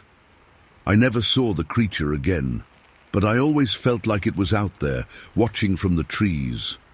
Sometimes at night, I'd hear something moving around outside the cabin, something too heavy to be a raccoon or a possum. Grandpa would always check the locks twice on those nights without me having to say anything. Years passed, and eventually, Grandpa died. The cabin was sold to some developer who tore it down to build a vacation resort near the creek. I was in college by then and didn't go back for the demolition. I've tried to convince myself over the years that what I saw was just a bear, like Mikey suggested. Or maybe just my overactive imagination turning a wild boar or something into a monster. But deep down, I know what I saw. What haunts me most weren't its size or the way it moved through the woods like it owned them. It was the expression on its face when our eyes met. There was intelligence there, and something else. Curiosity, maybe, or recognition, like it knew exactly what I was, and it was trying to decide what to do about me. I'm 43 now, with kids of my own. We live in Arizona, about as far from East Texas as I could get while still having a decent job. I've never told this story to anyone except my wife, who thinks I had some kind of childhood trauma that my brain converted into a monster sighting. But last week, something happened that brought it all rushing back. My son was watching this documentary about unexplained creatures. I wasn't really paying attention until I heard them mention Black Cypress Creek. My head snapped up so fast I pulled a muscle in my neck. They were interviewing this old man who described seeing something in 1965 that sounded exactly like what I'd seen. The reddish-brown hair, the height, the way it moved. He called it a swamp ape, and said the local Native Americans had stories about them going back hundreds of years. My hand started shaking so bad I had to leave the room. I sat in my car in the garage for an hour, just trying to breathe normally again. I've spent the past week looking up everything I can find about sightings near Black Cypress Creek. There aren't many, but the ones that exist are consistent. Always the same description, always the same feeling of being watched by something that wasn't quite animal, but wasn't human either. I don't know what I saw that day. I don't have a name for it. All I know is that it was real, and those eyes, those scarily human eyes, they still appear in my dreams sometimes. They're looking right at me, asking a question I can't understand. Sometimes I wonder if it's still out there, even with all the development that's happened in the area, or if there are more of them, hiding deeper in the woods where people don't go. And sometimes, on the darkest nights when I can't sleep, I wonder if it remembers me too, that scared little boy in the Ninja Turtles t-shirt who stumbled into its world for just a few moments on a hot summer day in 1989. Story 7. We were about 20 men total, working under Foreman Jenkins, a gruff but fair man who'd been running timber camps for nearly 30 years. The camp was set deep in the woods, about 3 days' travel from the nearest town. We had 10 workhorses for hauling logs, 8 dogs that helped with hunting and guarding the camp, and enough supplies to last us through the planned 3-month operation. Everything was normal at first. Wake up before dawn, eat a quick breakfast prepared by our cook Hank, work from sunrise to sunset cutting trees, stripping them, and preparing them for transport. We were making good progress too. Jenkins said we were ahead of schedule, which meant we might finish early and get a bonus. I remember the night it all started very clearly. It was a Tuesday in late October, and the weather had turned cold. We'd finished our supper and were sitting around the campfire. Some men were playing cards, others smoking pipes or writing letters home. I was mending a tear in my coat when Thompson's dog, a big shepherd mix named Buck, suddenly stood up and started growling toward the tree line about 50 yards from camp. A few of us glanced over, but didn't think much of it at first. The dogs occasionally got riled up over raccoons or deer passing nearby. But then Jenkins' 2 hounds joined in, and soon all 8 dogs were barking furiously, hackles raised, facing the same direction. "What's got into them?" asked Miller, a young lumberman on his first season. Jenkins frowned and stood up. "Probably just a bear. Add some wood to the fire, boys." We tossed more logs onto the flames, making it burn brighter. I noticed how the dogs wouldn't approach the tree line, just barked frantically from the safety of the camp. That's when we first heard it, a sound that still haunts me. It wasn't exactly a growl or a hiss or a howl, but somehow all 3 combined. It came from just beyond where our firelight reached, deep and resonant enough that I felt it in my chest, more than heard it with my ears. The dogs went absolutely wild, but still wouldn't venture toward the sound. I saw several of them backing up, tails between their legs, despite their barking. "Get the rifles," Jenkins ordered, his voice tense in a way I'd never heard before. 4 of us grabbed our weapons while the others built the fire even higher. I loaded my Winchester and stood beside Jenkins, peering into the darkness. "See anything?" I whispered. He shook his head but kept his rifle aimed at the tree line. "Whatever it is, it's big."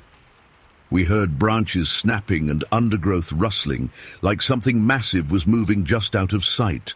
Occasionally we'd catch glimpses of movement, a shadow shifting between trees, but never a clear look at whatever was out there. For nearly an hour it circled our camp, never coming into the light, but never leaving either. The horses were getting spooked in their corral, whinnying and stamping nervously. Finally, around midnight, the sounds retreated and the dogs gradually calmed down.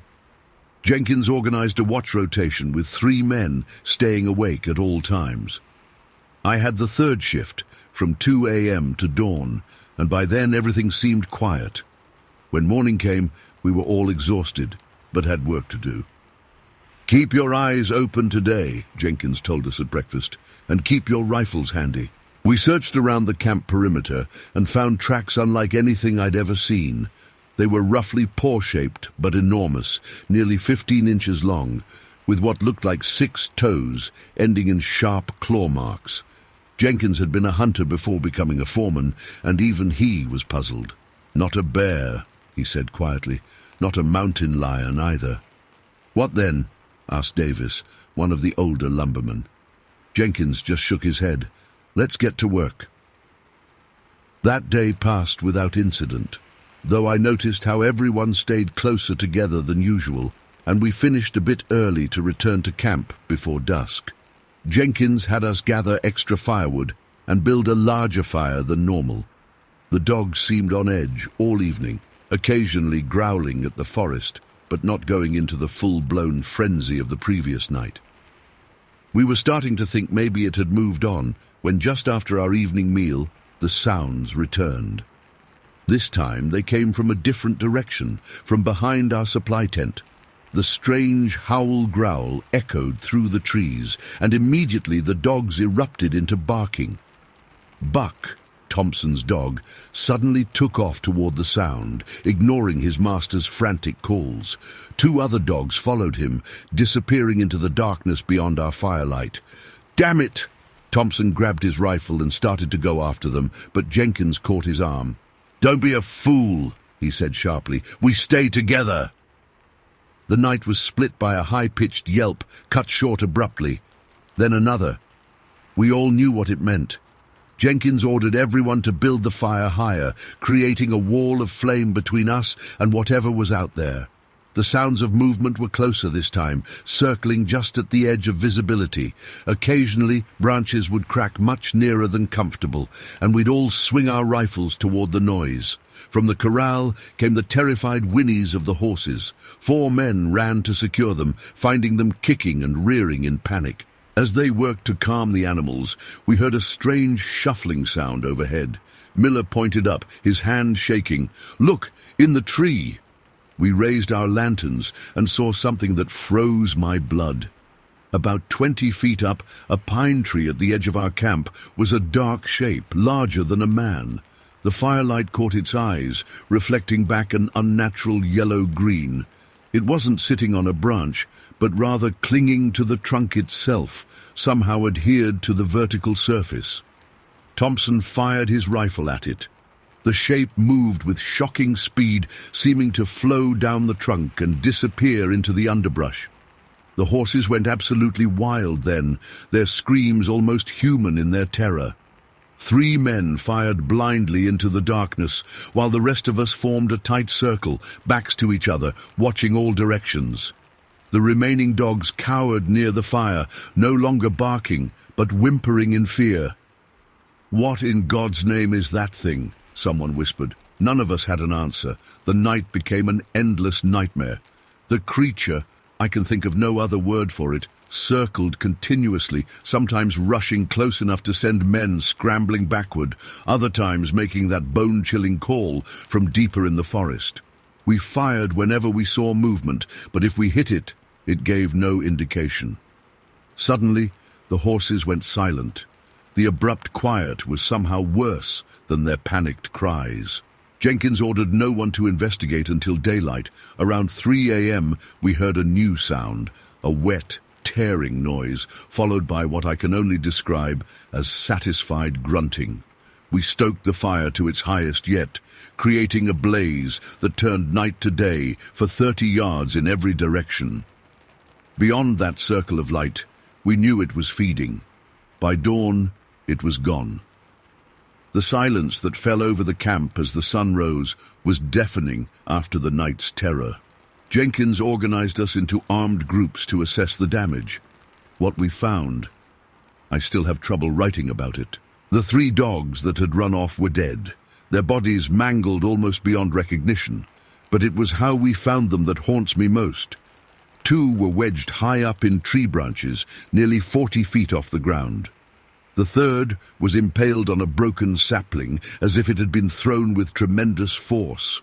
The corral was worse. All 10 horses were dead, their bodies torn open and partially consumed. The ground was soaked with blood, yet there was less blood than there should have been given the wounds. It was as if something had drained them. Jenkins called us together once we'd seen the carnage. His face was ashen, his usual confidence gone. "Pack only what you need," he ordered. "We're leaving, now." No one argued. We grabbed our personal belongings and whatever supplies could be carried quickly. The logging operation was abandoned without a second thought. Even the company's equipment and the remaining timber didn't matter anymore. As we prepared to leave, Miller pointed to something on a tree trunk at the edge of camp. We gathered around and saw 5 deep gouges in the bark, each nearly an inch wide and spaced about 4 inches apart. They started 8 feet up the trunk and ran down to just above ground level. "Claw marks," Davis whispered. "But what kind of animal—" Jenkins cut him off. "We're not staying to find out. Move out." We traveled hard that day, not stopping even for meals, eating jerky and hardtack as we walked. No one spoke much. What was there to say? We'd encountered something none of us could explain, something that had slaughtered our animals with frightening efficiency and intelligence. That night, we made camp in a clearing beside a small stream, far from the timber site. We built 3 large fires and kept them blazing all night, with every man taking watch shifts. Nothing approached us, but few of us slept. We reached the nearest town 2 days later. Jenkins reported to the company office that we'd been driven off by a predator situation, and that the site was unsafe. I don't think they believed him, but the haunted look in our eyes must have convinced them not to press for details. Most of the crew dispersed after that. I returned to my family in Salt Lake City and found work in a mill. I haven't set foot in deep forest since. I've spoken to Thompson once since then. He told me he'd asked some local Ute people about what we might have encountered. They grew serious and spoke of ancient stories about a creature they called the Stick Man that hunted in those mountains, something that could climb like an insect, had strength beyond any natural animal, and developed a taste for human flesh if it ever consumed it. They warned that such creatures were territorial and remembered those who entered their domain. Sometimes, they said, it would follow men home, watching from the darkness, waiting. That's why I keep my shutters closed at night now. That's why I've mounted mirrors outside my windows and door. The Ute said they fear their own reflection. That's why I still wake up sometimes, heart pounding, thinking I hear that distinctive growl howl from the woods beyond town. I don't know what stalked us in Sanpete County. I'm not sure I want to know. But sometimes, when the wind blows just right, I swear I can hear branches breaking outside my home, and I wonder if it followed me after all. Story 8. I've never told anyone outside my family about this. Seeing that TV special about unusual sightings in Utah last night brought it all back, and I figured maybe writing it down might help make sense of what we saw that day. Even now, almost 70 years later, I can close my eyes and see it clear as day. It was summer of '55. I was 16 years old, and we were taking a family trip to Salt Lake City from our home in Grand Junction, Colorado. Dad had a cousin there who'd been offering to show us around Temple Square for years, and Mum finally convinced him to take a week off from the hardware store. The 5 of us packed into our 49 Oldsmobile, Dad, Joe behind the wheel, Mum in the passenger seat, me in the back with my younger sisters Sally, 12, and Beth, 8. Dad had this old canvas cooler full of ham sandwiches and bottles of Coca-Cola wedged between me and Sally. The car didn't have air conditioning, so we had all the windows down despite Dad's complaints about the road dust. We'd left early that morning, maybe 5 a.m., to beat the worst of the summer heat. By mid-morning, we were making good time through eastern Utah.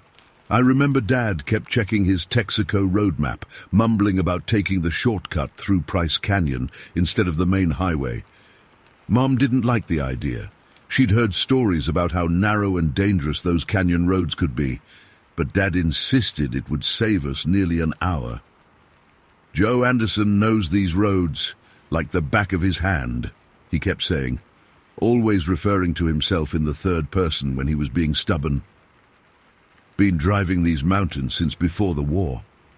Price Canyon was beautiful, but intimidating. The road snaked between tall rock walls that seemed to close in on our car. In some spots, it was barely wide enough for 2 vehicles to pass. Dad kept a white-knuckle grip on the steering wheel, and Mom had stopped chattering about her plans for the visit, instead silently clutching her handbag in her lap. We'd been climbing steadily for about 20 minutes when the road leveled out near what Dad said was Ford Creek Falls. You couldn't see much of the falls from the road, just catch glimpses of water through the pine trees, but you could hear the rushing water. The trees were thicker here, crowding close to the gravel roadside. There weren't any guardrails, just a steep drop-off on the right side that made Mum gasp whenever Dad took a curve a little too fast. The shadows were deep, even though it was around 11 in the morning. That's when Dad suddenly slowed the car. "Look there," he said, pointing ahead to the roadside. "Someone's broken down." About 50 yards ahead, I could see what looked like a man standing at the edge of the trees. At first glance, nothing seemed unusual, just a tall figure in dark clothing standing motionless by the roadside. But something about the way Dad tensed up made my stomach knot. "Should we stop and help?" Mum asked, leaning forward to see better. Dad didn't answer right away. He slowed the car to a crawl, squinting ahead. "Might be a hiker who needs a lift," he finally said, but his voice had that forced, casual tone he used when he didn't want us kids to worry. He pulled the Oldsmobile to the side of the road, keeping the engine running. The figure hadn't moved or acknowledged our approach at all. "You stay here with the girls," Dad told Mom. Then he looked at me. "Tommy, come with me. Might need help if someone's hurt." I remember feeling important as I climbed out of the car. Dad usually treated me like a kid, but here he was, asking for my help like I was a man. The gravel crunched under my PF Flyers as I followed him a few steps from the car. Now that we were stopped, I got a better look at the figure. Something felt wrong. It was standing completely still, not shifting weight, not moving arms, not even seeming to breathe. And it was tall, really tall. At first, I thought maybe it was standing on something, but the ground was flat where it stood. Dad must have noticed the same things because he slowed his pace. We'd gone maybe 15 feet from the car when he suddenly stopped dead in his tracks. I nearly bumped into him. "Get back to the car, Tommy," he said in a low, tight voice I'd never heard before. But Dad, now, he didn't turn around, didn't take his eyes off the figure. "Go back to the car, get in, and lock the door." The hair on my arms stood up. Dad wasn't a man who scared easily. He'd fought in the Pacific during the war and never talked about it, except to say there wasn't much that frightened him anymore. But right then, he was afraid. I could hear it in his voice. I backed up a few steps, still watching. The figure hadn't moved, but now that my eyes had adjusted to the shadows, I could see it wasn't wearing dark clothes. What I'd thought was clothing was fur, hair, a dark, brownish black covering its entire body. and it was massive. Dad was 6'2", and solid. Everyone said he looked like John Wayne. But this thing dwarfed him. It had to be at least 9 feet tall, with shoulders twice as broad as Dad's. I froze, unable to process what I was seeing. "Tommy." I said, "Now," Dad hissed, finally glancing back at me. The look on his face, I'll never forget it. Pure terror. I ran back to the car and yanked the door open, practically diving into the back seat. "Tommy, what's wrong?" Mom asked, her voice rising with panic. "Where's your father?" I couldn't speak. I just pointed out the windshield where Dad was now slowly backing toward the car, never taking his eyes off the figure at the tree line. That's when the thing moved. It was subtle at first. Just a slight turn of its head, like it was curious about us. In the dappled forest light, I could finally make out features: a heavy brow, a wide, flat nose, and dark eyes set deep in its face. Not a man, not a bear, something else entirely. Dad reached the car and got in so fast he practically threw himself behind the wheel. His hands were shaking as he put the car in gear. "Joe, what is it? What's wrong?" Mum was nearly frantic now. "Not now, Marie," he said, his voice tight as he pressed the gas pedal to the floor. The car fishtailed on the gravel before the tires caught and we shot forward. I twisted in my seat to look out the rear window. The creature had stepped fully onto the road now, watching our car speed away. It made no move to follow us, no aggressive gesture at all. It just observed. "Dad, what was that?" I finally managed to ask, once we'd put a quarter-mile between us and the thing. He glanced in the rearview mirror, his face pale. "I don't know, son." "It looked like a giant ape," I said. "Like in those movies about Africa, but bigger." Dad's knuckles were white on the steering wheel. "There aren't any apes in Utah." "Then what was it?" Sally asked. She and Beth had caught my fear and were wide-eyed in the back seat. "Maybe it was a bear," Mom suggested, though her voice wavered. "They can stand on their hind legs." Dad shook his head. "That was no bear." We drove in silence for several minutes, the only sound the engine straining as Dad pushed it harder than I'd ever seen him do before. Finally, when we reached a wider stretch of road with a small pull-off area, he stopped the car and put his head in his hands. "Joe?" Mom put her hand on his shoulder. "You're scaring the children." Dad took a deep breath and sat up straight. "I'm sorry." He turned to look at all of us. "What we just saw. I don't know what it was. But it wasn't human, and it wasn't any animal I recognize." "Like a monster?" Beth asked in a small voice. "No, honey, not a monster," Mom said quickly. "Just an animal we're not familiar with." Dad nodded, clearly grateful for Mom's rational explanation. "That's right. Probably some kind of wildlife we don't have back home." But I'd seen his face. He didn't believe that any more than I did. "It was watching us," I said, "like it was thinking." Dad and Mom exchanged a look I couldn't interpret. "Tommy, I want you to listen to me," Dad said, turning fully in his seat to face me. "What we saw back there, some things don't have explanations we can understand, but that doesn't mean we need to be afraid." "But you were afraid," I pointed out. "I've never seen you scared before." He didn't deny it. "Yes, I was scared. Sometimes being afraid is the smart reaction. It keeps you alive." He paused. "But now we're safe, and we're going to continue our trip, and we're not going to let this ruin our vacation." "Are we going to tell anyone?" I asked. Another look passed between my parents.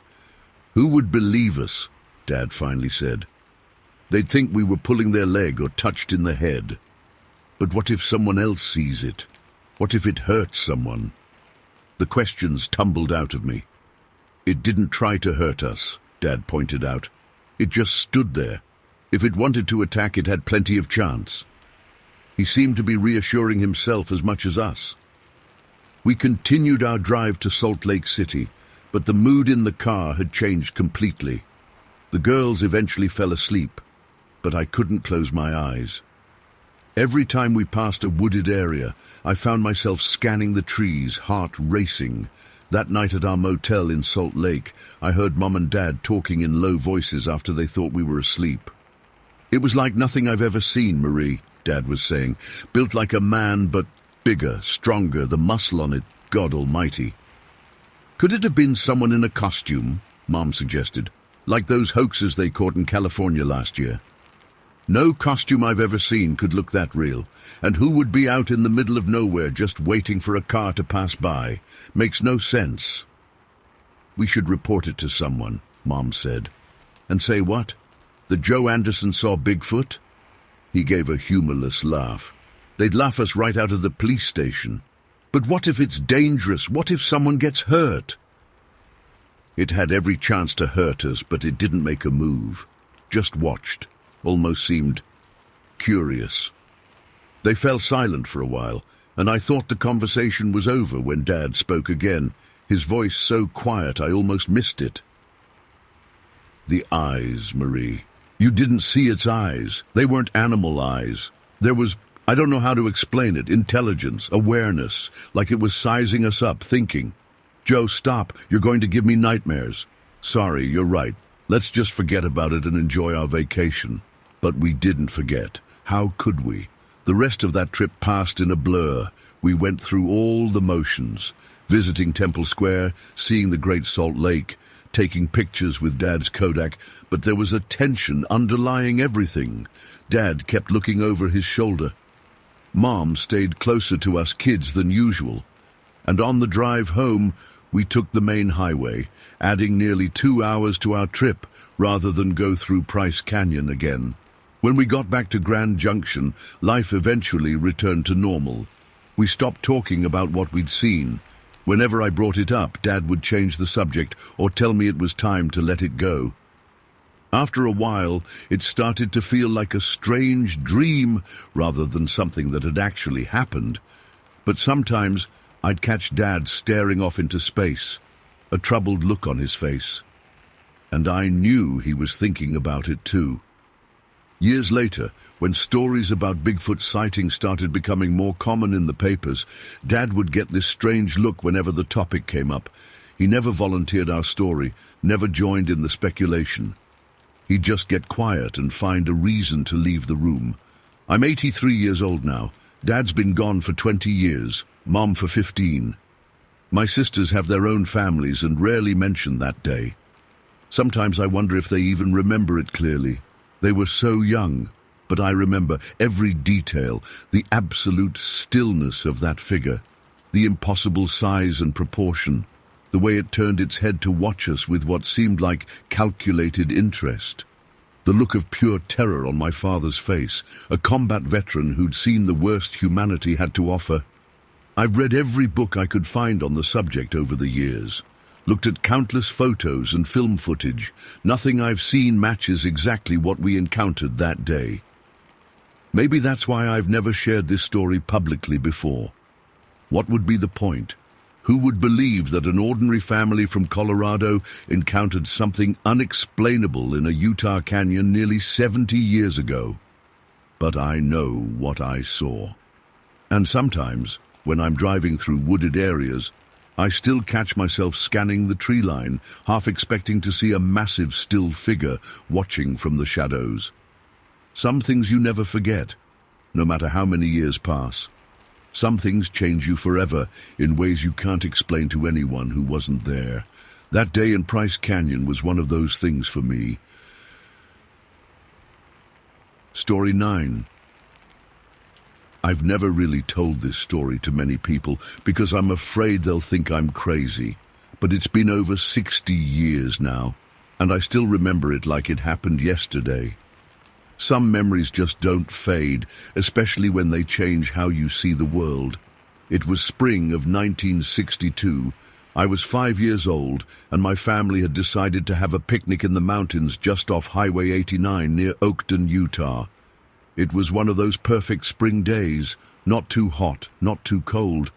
The kind of day where parents are happy to let their kids run around while they set up the food and chat with the other adults. My parents had invited the Hendersons and the Millers, who also had kids around my age. There was Bobby Henderson, who was 7, his little sister Diane, who was 6, and Tommy Miller, who was about my age. We were all excited to be out of the house after a long winter, wearing our play clothes and ready to explore. The picnic spot was in this clearing surrounded by pine trees. There was a small stream nearby where we could splash around, and hills all around us. The adults started unloading the station wagon, setting up the checkered blankets, unpacking the wicker picnic baskets with the sandwiches my mum had made that morning, and getting the charcoal ready for the grill. "You kids can go play, but stay where we can see you," my dad said as he struggled with the folding chairs. My mum was busy arranging deviled eggs on a platter, carefully making sure none of them tipped over on the bumpy ride up. Bobby immediately suggested we play hide and seek. "I'll be it first," he announced, already covering his eyes and starting to count. The rest of us scattered, giggling and looking for places to hide. The first few rounds, we stayed close to the picnic area. I remember hiding behind a big rock, then under the station wagon, which got me a scolding from my dad, and then behind a thick tree trunk. But kids get bored easily, and each round we ventured a little farther away. After about 20 minutes, we had made our way up one of the nearby hills. We could still see our parents down below, but they looked smaller now, like the little plastic figures from my dollhouse. I remember thinking it was funny how my dad's red plaid shirt made him easy to spot from up high. "Let's go a little further," Bobby suggested, pointing up toward where the hill got steeper and the trees got thicker. "There's better hiding spots up there." None of us thought twice about it. We were having fun, and the promise of better hiding spots was too tempting, so we climbed higher, our small sneakers slipping occasionally on pine needles and loose dirt. My yellow sundress was already smudged with dirt at the hem, but I didn't care. It was my turn to hide next. Bobby covered his eyes against a tree trunk and started counting loudly. 1, 2, 3... I ran ahead, looking for the perfect spot, determined to win this round. The others scattered in different directions. Tommy ducked behind a fallen log. Diane squeezed between 2 bushes. But I wanted a really good spot where no one would find me. That's when I spotted it, a small mound about 30 feet ahead, with a depression on one side that looked just big enough for me to curl up in. It was perfect. I ran toward it, my heart pounding with excitement. 18, 19, 20. Ready or not, here I come. I heard Bobby yell in the distance. I reached the mound and quickly crouched down in the depression. It was cool and slightly damp there, smelling of earth and pine. Perfect. I pulled my knees up to my chest and tried to control my breathing, which was coming in excited little gasps. I was sure Bobby would never find me here. That's when I felt it. That strange sensation that makes the hair on the back of your neck stand up, like when you know someone's watching you, but you can't see them. At first, I tried to ignore it. I thought maybe it was just because I was hiding and nervous about being found. But the feeling got stronger. It wasn't the normal hide-and-seek anticipation. It was something else, something that made my stomach feel tight and my mouth go dry. Slowly, I turned my head to look behind me, and there it was, about 30 feet away, partially hidden behind a tree and some bushes. I remember blinking hard, thinking maybe my eyes were playing tricks on me, but when I opened them again, it was still there. It was tall, so tall. Taller than my dad, who was 6'2", and the tallest person I knew at the time. It had reddish-brown hair covering its entire body, not like a person's hair, but shaggier, longer, like the coat on Mrs. Henderson's Irish setter, but darker and coarser. The hair hung down from its arms and covered most of its face, but I could see its eyes. Dark eyes that were looking right at me. I couldn't move. I couldn't breathe. I just stared, and it stared back. It didn't make any movements toward me. It didn't growl or make any sound at all. It just watched. That's what was so unnerving. It was so still, like it was trying to decide what I was or what to do about me. I don't know how long we looked at each other. It could have been seconds or minutes. Time felt frozen. Then I heard Bobby's voice somewhere behind me, calling out that he'd found Tommy. That broke the spell. With a gasp that felt like it tore through my lungs, I scrambled to my feet. I didn't look back. I just ran. I ran past Diane's hiding spot, past where Bobby had found Tommy, down the hill we'd climbed. "Emma found a monster!" I screamed, my voice high and thin with terror. "There's a monster in the trees!" I didn't stop running until I reached our picnic site, stumbling the last few yards and falling at my mom's feet. I was sobbing so hard I couldn't get the words out properly. My mom dropped to her knees beside me, her hands checking me for injuries. "Emma, honey, what happened? Are you hurt?" I couldn't stop crying. Big, hairy monster in the trees, watching me. The other kids had followed me down, more curious than scared. They hadn't seen anything. "She's making it up," Bobby said, rolling his eyes. "She just didn't want to be found." But I wasn't making it up. I knew what I'd seen. My dad and Mr. Henderson exchanged looks, then both grabbed the flashlights from the cars. Even though it was daytime, they always brought them on trips. "We'll go check it out," my dad said, ruffling my hair. "Stay with your mother, Pumpkin." I clung to my mom while they were gone, jumping at every little sound from the forest. Mrs. Miller tried to distract us kids by setting up a game of Go Fish, but I couldn't focus. My eyes kept darting to the tree line, half expecting to see that tall, hairy figure emerge. About 20 minutes later, my dad and Mr. Henderson returned. They hadn't found anything. No footprints, no broken branches, nothing that suggested anything large had been moving through the area. "Probably just a deer, Emma," my dad said gently. "They can look pretty strange when they're standing on their hind legs to reach leaves. But I knew it wasn't a deer. Deer don't have arms. Deer don't have those eyes, those knowing eyes." The adults tried to salvage the picnic, but the mood had changed. The other kids kept teasing me, making monster noises when the grown-ups weren't looking. My appetite was gone. I just wanted to go home. Eventually, my mum noticed how upset I still was and suggested we pack up early. No one protested much. Clouds had started rolling in anyway, threatening rain. As we were loading up the car, I happened to glance back up toward the hill. And there it was again, in almost the exact same spot, partially hidden behind the same tree, watching, just watching. I froze, one foot on the car's running board, one hand on the door handle. My mouth opened, but no sound came out. My dad, noticing my stillness, followed my gaze. "What is it, Emma?" But by the time he looked, it had moved back, deeper into the trees. Maybe he caught a glimpse of movement because he stared for a long moment before shaking his head. "Just the wind moving the branches, Pumpkin. Come on, let's get you home." I climbed into the back seat of our Chevy Bel Air, my legs shaking so badly I could hardly manage it.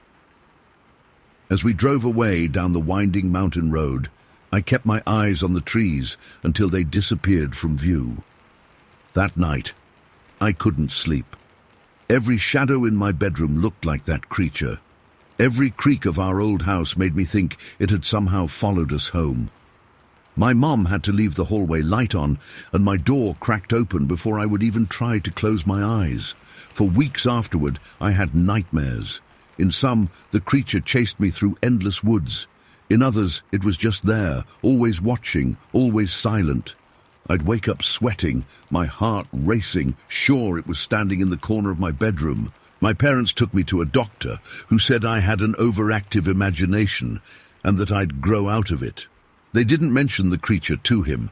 I think they were embarrassed, afraid he'd think they were encouraging my delusions. As the months passed, the nightmares became less frequent. I started kindergarten that fall and got distracted by new friends and learning to read. But I never forgot what I saw. And I never went into the woods alone again. Ever. My parents would try to take us camping or hiking, and I'd come up with every excuse. I was sick, I had homework, I'd promised to help a friend with something. As I got older, they eventually stopped asking. In high school, when friends wanted to go to the lake or have bonfires in the countryside, I'd only go if I knew we'd be in open areas, far from dense trees. I became known as a beach person rather than a forest person. No one questioned it. We all have our preferences, right? I'm 66 years old now. I've lived a full life, college, career, marriage, kids, grandkids. I've traveled to cities all over the world, but to this day, I won't hike alone. I won't walk on forest trails. If we have family gatherings at parks, I stay in the cleared areas, close to the parking lot. My husband thinks I'm afraid of getting lost or encountering wild animals. My children think I'm just not outdoorsy. Only my sister knows the real reason. I told her once, after too many glasses of wine at Thanksgiving about 20 years ago. She listened without interrupting, then squeezed my hand and said, "That must have been terrifying." No judgment, no dismissal, just acceptance. I've read about Bigfoot sightings over the years, seen the blurry photos, watched the documentaries. Some of the descriptions match what I saw that day, some don't. I don't know if what I saw was a Bigfoot or something else entirely. I just know it was real. Sometimes I wonder if it's still out there, in those mountains off Highway 89. Still watching, still waiting. And sometimes when I catch a certain scent, pine needles and damp earth, I'm 5 years old again, staring into those dark, knowing eyes. I've never gone back to find out, and I never will. Story 10. I've never really talked about this. I mean, I've mentioned it to a couple close friends, but they just give me that look. You know the one. The "oh, she's being dramatic again" look. But I swear on everything I hold dear that what happened to me that night in April 1996 was real. I was 27 and had just gone through a messy breakup. I needed space to breathe, to think. My uncle had this old trailer sitting on 83 acres of former farmland in Franklin County, Pennsylvania. Most of it was wooded, with some clearings where crops used to grow. He wasn't using it, and offered to let me stay there for practically nothing while I sorted my life out. It seemed perfect, isolated, peaceful, a place to heal. But from the first night I spent there, something felt off. The land had this heaviness to it. The trailer itself was nothing special, just a double-wide from the 80s, with faded wallpaper and that musty smell old mobile homes get. It sat in a clearing with woods on 3 sides and a dirt road leading out to the main highway on the 4th. Behind the trailer, maybe 100 yards back, was this steep embankment that led down to a creek. That embankment always gave me the creeps. I'd been there about 2 weeks when I first noticed the feeling of being watched. I was hanging laundry on the line. Yes, I was living that rural, when the hair on my neck stood up. You know that feeling? Like electricity running down your spine? I turned around so fast I dropped the basket. Nothing was there, just the edge of the woods swaying in the spring breeze. But I swear something had been looking at me. After that, it happened almost daily. I'd be washing dishes and feel eyes on me through the kitchen window. I'd be reading on the small porch and suddenly get that feeling. It was strongest whenever I ventured near that embankment behind the trailer. I started avoiding it altogether. My uncle would come by sometimes to check on things, and I mentioned the feeling to him once. He laughed it off, said it was probably just deer, or maybe the neighbor's dog from half a mile down the road. I tried to believe him, but deep down, I knew better. It was the last Saturday in April. I remember because I'd marked my calendar for a job interview the following Monday. It had been an unusually warm day, and I decided to have a bonfire that night. There was this fire pit about 50 feet from the trailer that previous tenants had made with a circle of rocks. I spent the afternoon gathering wood, and as dusk settled in, I got it going. The fire was massive. Maybe not the smartest thing in retrospect, but I was feeling a little rebellious that night.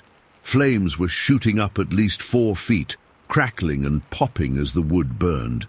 The heat felt good against the chill that was setting in as night fell. I had a lawn chair set up, a bottle of cheap wine, and was just staring into the flames, thinking about nothing in particular. It was around 9:30 p.m. when I heard it. At first, I thought it was some kind of bird, maybe an owl or something. It started as this high-pitched whistle that made me look up from the fire, but then it changed. God, how it changed. It morphed into this scream that froze every drop of blood in my body. It wasn't animal, and yet it wasn't quite human either. It was this shrill, piercing sound that seemed to express both rage and pain at the same time. I've never heard anything like it before or since. But the worst part? It was moving. The scream started somewhere near the front of the property by the dirt road. I stood up, knocking over my wine, my eyes straining to see into the darkness beyond the fire's light. The sound circled around, moving through the trees that lined the clearing where the trailer sat. It was deliberate, like whatever was making that sound was pacing the perimeter. My breath caught in my throat as the screaming continued, now moving behind the trailer toward that damn embankment.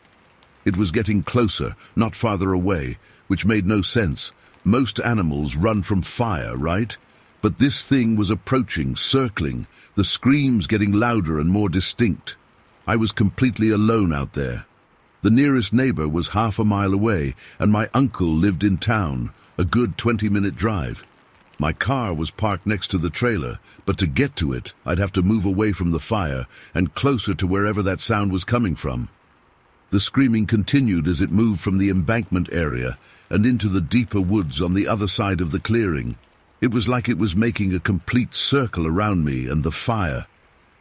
I stood there, frozen, my hands clutching the back of the lawn chair so hard my knuckles were white. Time seemed to stretch. The screaming continued for what felt like hours, but was probably only minutes. It would stop for a few seconds, those silences were almost worse, and then start again from a slightly different position.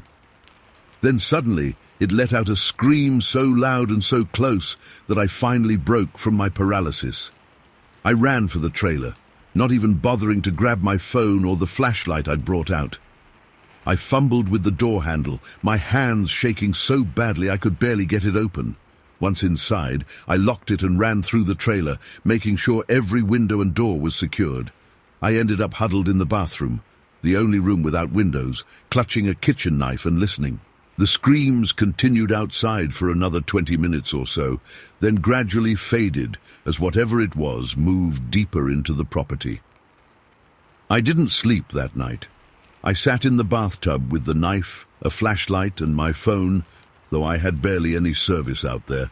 By morning, I'd convinced myself it had to be some kind of animal, maybe a mountain lion or something, though I knew they weren't common in that area. When daylight came, I cautiously went outside. The fire had burned down to embers.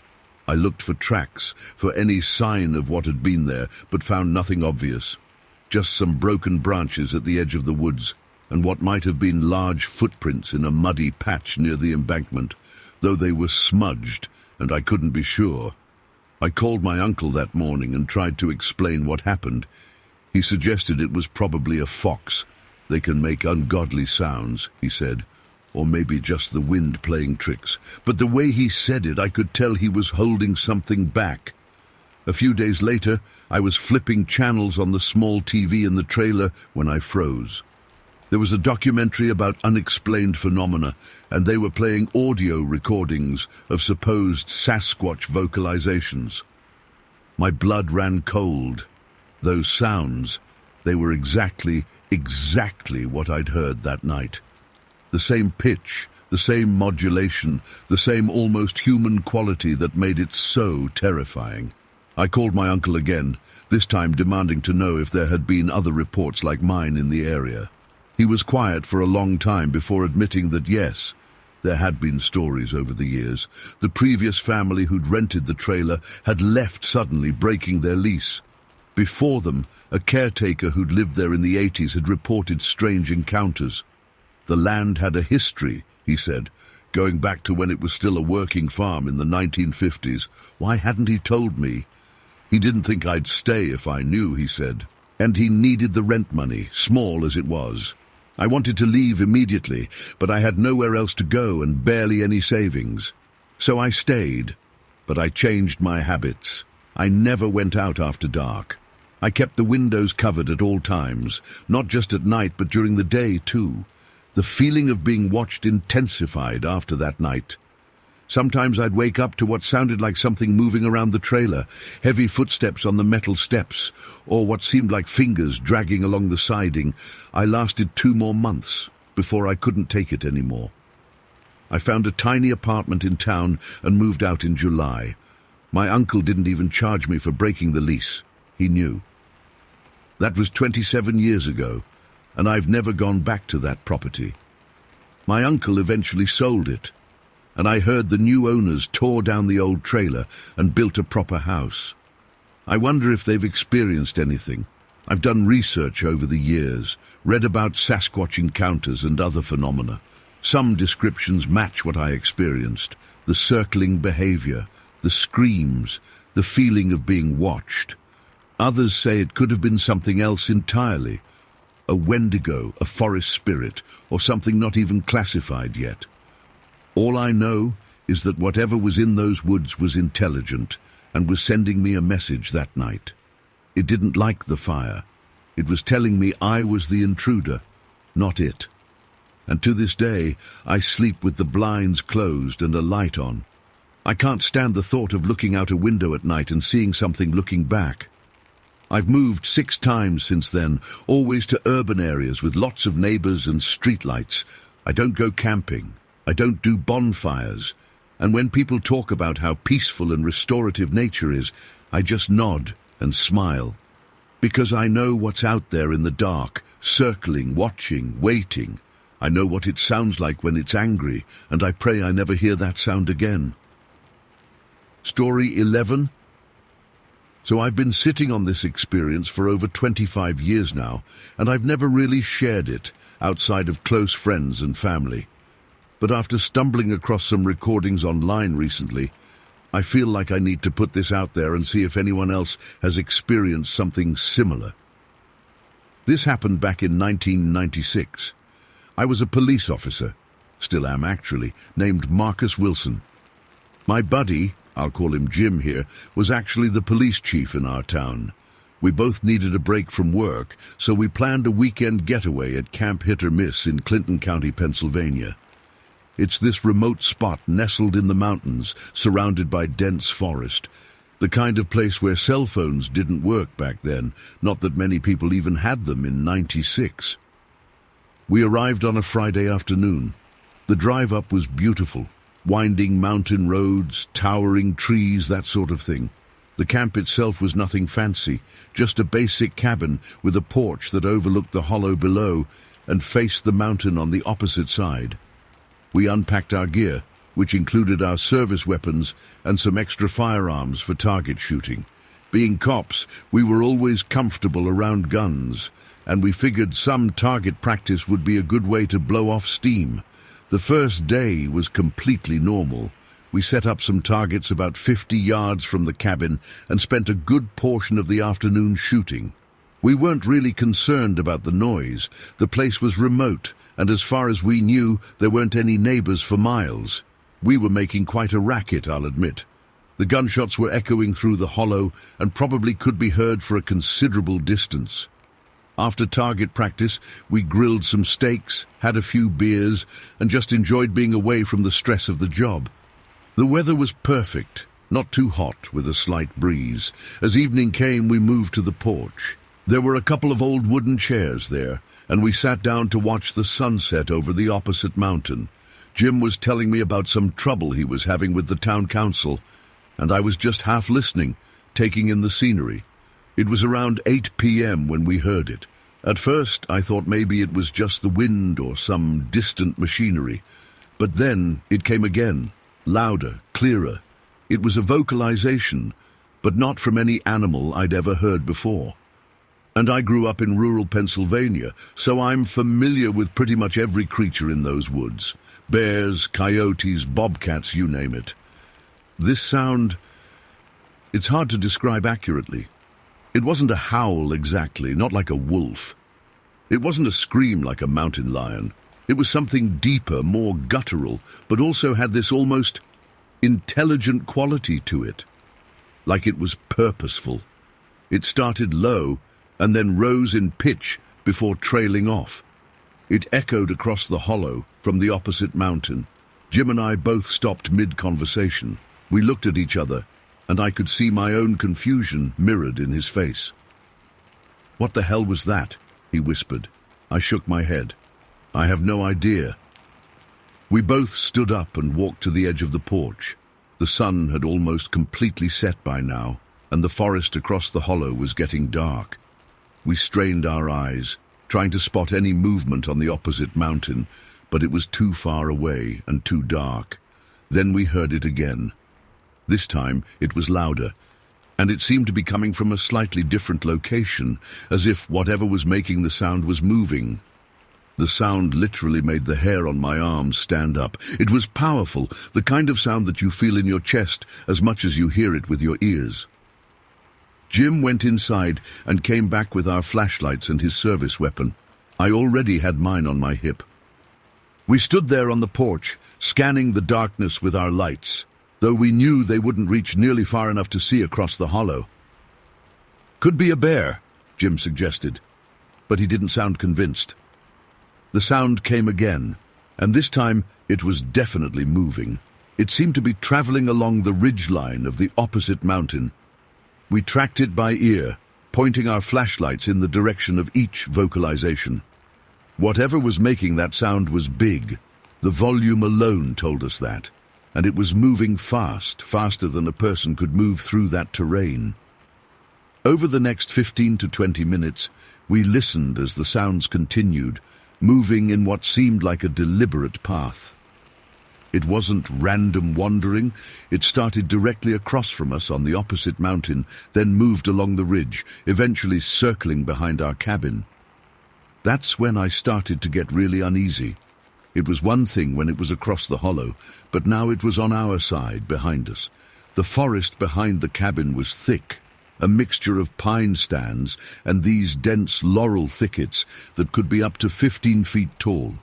In some areas, the underbrush was so thick you couldn't walk through it without a machete. The thought of something large moving through that terrain with such apparent ease was unsettling. When the sound positioned itself behind the cabin, it changed. It became more rhythmic, almost like, I don't know how to describe it except to say it felt like communication. Not random animal noises, but deliberate sounds with a pattern to them. 3 long vocalizations, then 2 shorter ones. Pause, repeat. Jim and I were both armed, both trained for dangerous situations, but this was different. This wasn't something they teach you about at the academy. We weren't scared exactly. We were alert, on edge, trying to process what we were hearing. "Should we fire a warning shot?" I asked Jim. He considered it for a moment, then shook his head. "Let's not provoke it, whatever it is." The sounds continued for maybe another 5 minutes, always from behind the cabin now. We kept our positions on the porch, facing the direction of the sounds, weapons ready. I remember my mouth being completely dry, and I kept swallowing, trying to work up some saliva. Then the sounds stopped, just like that. Mid-vocalization, it cut off. The silence that followed was almost worse than the sounds themselves. We waited, listening intently for any sign of movement, a breaking branch, rustling leaves, anything. But there was nothing, just the normal sounds of the forest at night. We stayed on that porch for at least another hour, barely speaking, just waiting and listening. But whatever had been out there was either gone or had gone silent. Eventually, we went back inside the cabin and locked the doors. Neither of us slept much that night. We kept the lights on and took turns keeping watch. I remember sitting by the window, staring out into the darkness, straining to hear any unusual sounds. The next morning we went out to investigate. In the daylight, the forest didn't seem as threatening. We followed the approximate path where we thought the sounds had come from, looking for tracks, broken branches, any sign of what might have been out there. The terrain was challenging, just as I remembered. We pushed through dense laurel thickets that were taller than both of us. We examined the pine stands, where entire hillsides were covered in nothing but pine trees, creating this eerie, quiet environment where the ground was carpeted with needles. We found nothing. No tracks, no fur caught on branches, no broken vegetation that couldn't be explained by normal wildlife. It was as if whatever had made those sounds hadn't physically moved through the area at all. We finished out our weekend, but we were on edge the whole time. We didn't do any more target shooting. We were quiet, vigilant. The sounds didn't return. On the drive home, Jim and I talked about what we'd heard. We went through all the possible explanations, known wildlife, other people playing a prank, even the possibility that the acoustics of the hollow had distorted some normal sound into something unrecognizable. None of the explanations felt right. Jim suggested we keep this between ourselves. We were both cops, both respected in our community. The last thing we needed was people thinking we were crazy or had been drinking too much during our weekend away. So I agreed, and we didn't talk about it much after that. Years passed. Life went on. Jim retired and moved to Florida. I continued my career in law enforcement. The incident at Camp Hit or Miss became a distant memory, something I thought about occasionally but didn't dwell on. Then, about a month ago, I was watching some videos online, just wasting time. The algorithm suggested a video about Bigfoot vocalizations recorded in Ohio. I clicked on it out of curiosity, not expecting much. What I heard nearly made me fall out of my chair. The sounds in that recording were shockingly similar to what we'd heard that night in 1996. The same deep, guttural quality.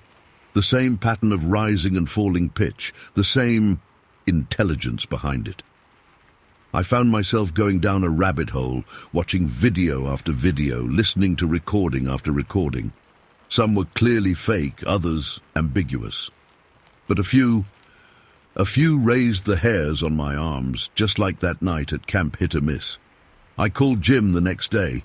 He's in his 70s now, enjoying retirement. When I brought up that night and told him about the recordings I'd found, there was a long silence on the other end of the line.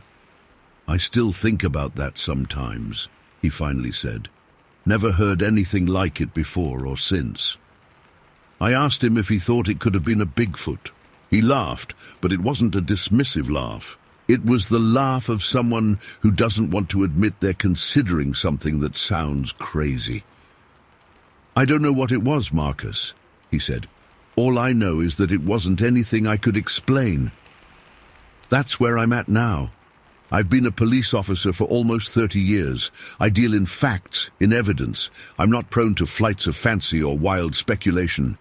But I know what I heard that night, and I know it wasn't any recognized animal from those woods. Could it have been a Bigfoot? I honestly don't know. The similarities between what we heard and these recordings are undeniable. But without any physical evidence, I can't make that leap. All I know is that something was out there in those woods. Something big, something vocal, something that moved with purpose, and 25 years later, I still can't explain what it was. The forest in Clinton County is dense and diverse. It's the perfect habitat for something to remain hidden, especially if that something is intelligent enough to avoid human contact. Those 15-foot laurel thickets could hide a tank if it stayed still enough. The pine stands create these shadowy, silent spaces where sounds are muffled and visibility is limited. I haven't been back to Camp Hit or Miss since that weekend. I'm not sure I want to go back. Not because I'm afraid exactly, but because some questions might be better left unanswered. Some mysteries are meant to stay mysteries. But every time I'm in the woods now, I find myself listening more carefully. And sometimes, when the wind is right and the forest is quiet, I catch myself holding my breath, waiting to hear that sound again. Story 12. I've been lurking here for years, but I finally need to get this off my chest. This happened back in October 1996, and I've tried making sense of it ever since. I'm not claiming to know what I saw, I just know what I experienced, and it still shakes me to this day. It was a Tuesday night, October 8th, if I remember correctly. I was driving home from my buddy Jeff's house around 11 p.m. Jeff lived out in the boonies of Westmoreland County, Pennsylvania, and I was taking one of those winding back roads that cut through dense forest. You know the kind. Barely maintained, no streetlights, the yellow line in the middle faded to almost nothing. My headlights were the only source of light for miles. I had an old '89 Ford Taurus at the time, nothing fancy but reliable. The heater was on full blast because there was this autumn chill in the air. I remember having the radio on low, some late-night talk show playing. I wasn't paying much attention to it, just focused on the road, making sure I didn't miss my turns. These back roads all look the same at night, especially when you're tired. I'd made this drive dozens of times before. Nothing unusual ever happened. I'd occasionally see deer or maybe a fox darting across the road, but that was it. This stretch was particularly desolate, houses few and far between, mostly just thick woods on both sides. I was about 15 minutes from home when it happened. My headlights caught something moving on the right side of the road, about 25-30 yards ahead. At first, my brain registered it as a person, maybe a hiker or some drunk stumbling along the road. It was just a dark silhouette, but something immediately felt off about the proportions. Then it started crossing the road. This thing crossed the entire width of the road in just 3 or 4 massive strides. And I don't mean it ran across, it walked across, but each step covered what had to be 6 or 7 feet. 1 second it was entering the road from the right, and in the blink of an eye it had disappeared into the tree line on the left. I slammed on my brakes instinctively. The car skidded slightly, and I came to a stop right where this thing had crossed. My heart was pounding so hard I could feel it in my throat. For a few seconds I just sat there, engine idling, trying to process what I'd just seen. The rational part of my brain was desperately searching for an explanation. A person on stilts? Some kind of optical illusion from my headlights? A large animal standing on its hind legs? But none of those explanations matched what I saw. This was a massive, bipedal figure, definitely man-like in its overall shape, but huge. The proportions were all wrong for a normal human, the thickness of its torso and legs. It was like seeing a linebacker crossed with a grizzly bear. After sitting there frozen for about a minute, I started to question myself. Maybe it was just a moose or a bear that my tired brain had misinterpreted. But we don't even have moose in Pennsylvania, and the way it moved was nothing like a bear's gait. Bears don't stride across roads on 2 legs like that. I decided to check it out. In retrospect, this was probably stupid, but curiosity got the better of fear. I reached into my glove compartment where I kept a heavy maglite flashlight. My hands were trembling so bad I dropped it on the floor mat and had to fumble around to grab it. I cracked my window first to listen, dead silent except for the idling engine and the soft whir of my heater. No crashing sounds in the underbrush, no growls or calls, nothing that would indicate a large animal moving through the woods. I built up my nerve and stepped out of the car, leaving it running with the headlights on. The cold air hit me immediately. I remember my breath fogging in front of my face as I swept the flashlight beam across the road where the thing had crossed. There was nothing there, no footprints that I could see, though the asphalt wouldn't show tracks anyway. I moved to the shoulder of the road where it had entered the forest. The ground was covered with fallen leaves and pine needles. If something that large had just walked through, I expected to see some sign of disturbance, but I couldn't make out anything definitive in the darkness. I called out, "Hello? Is anyone there?" My voice sounded pathetic and small in the vast emptiness. No response, of course. I took a few cautious steps toward the tree line where it had disappeared, sweeping my flashlight across the dark woods. The beam only penetrated about 15-20 feet before being swallowed by the darkness. I didn't dare go any further. Something primal in me was screaming to get back in the car. That's when I noticed the silence. Not just quiet, but a complete absence of sound. No insects, no rustling leaves, no distant owls. Nothing. It was like the forest itself was holding its breath. I've spent enough time in the woods to know that's not normal. When predators are around, the forest goes quiet, and something was definitely out there. I practically dove back into my car, locked the doors, and got the hell out of there. The whole drive home, I kept checking my rearview mirror, half expecting to see something massive loping after me down the road. By the time I got home, I'd already started rationalizing. Maybe I was more tired than I realized. Maybe it was just a normal hiker and the darkness played tricks on my perception of size and speed. I tried to put it out of my mind, but I slept with my bedroom light on that night.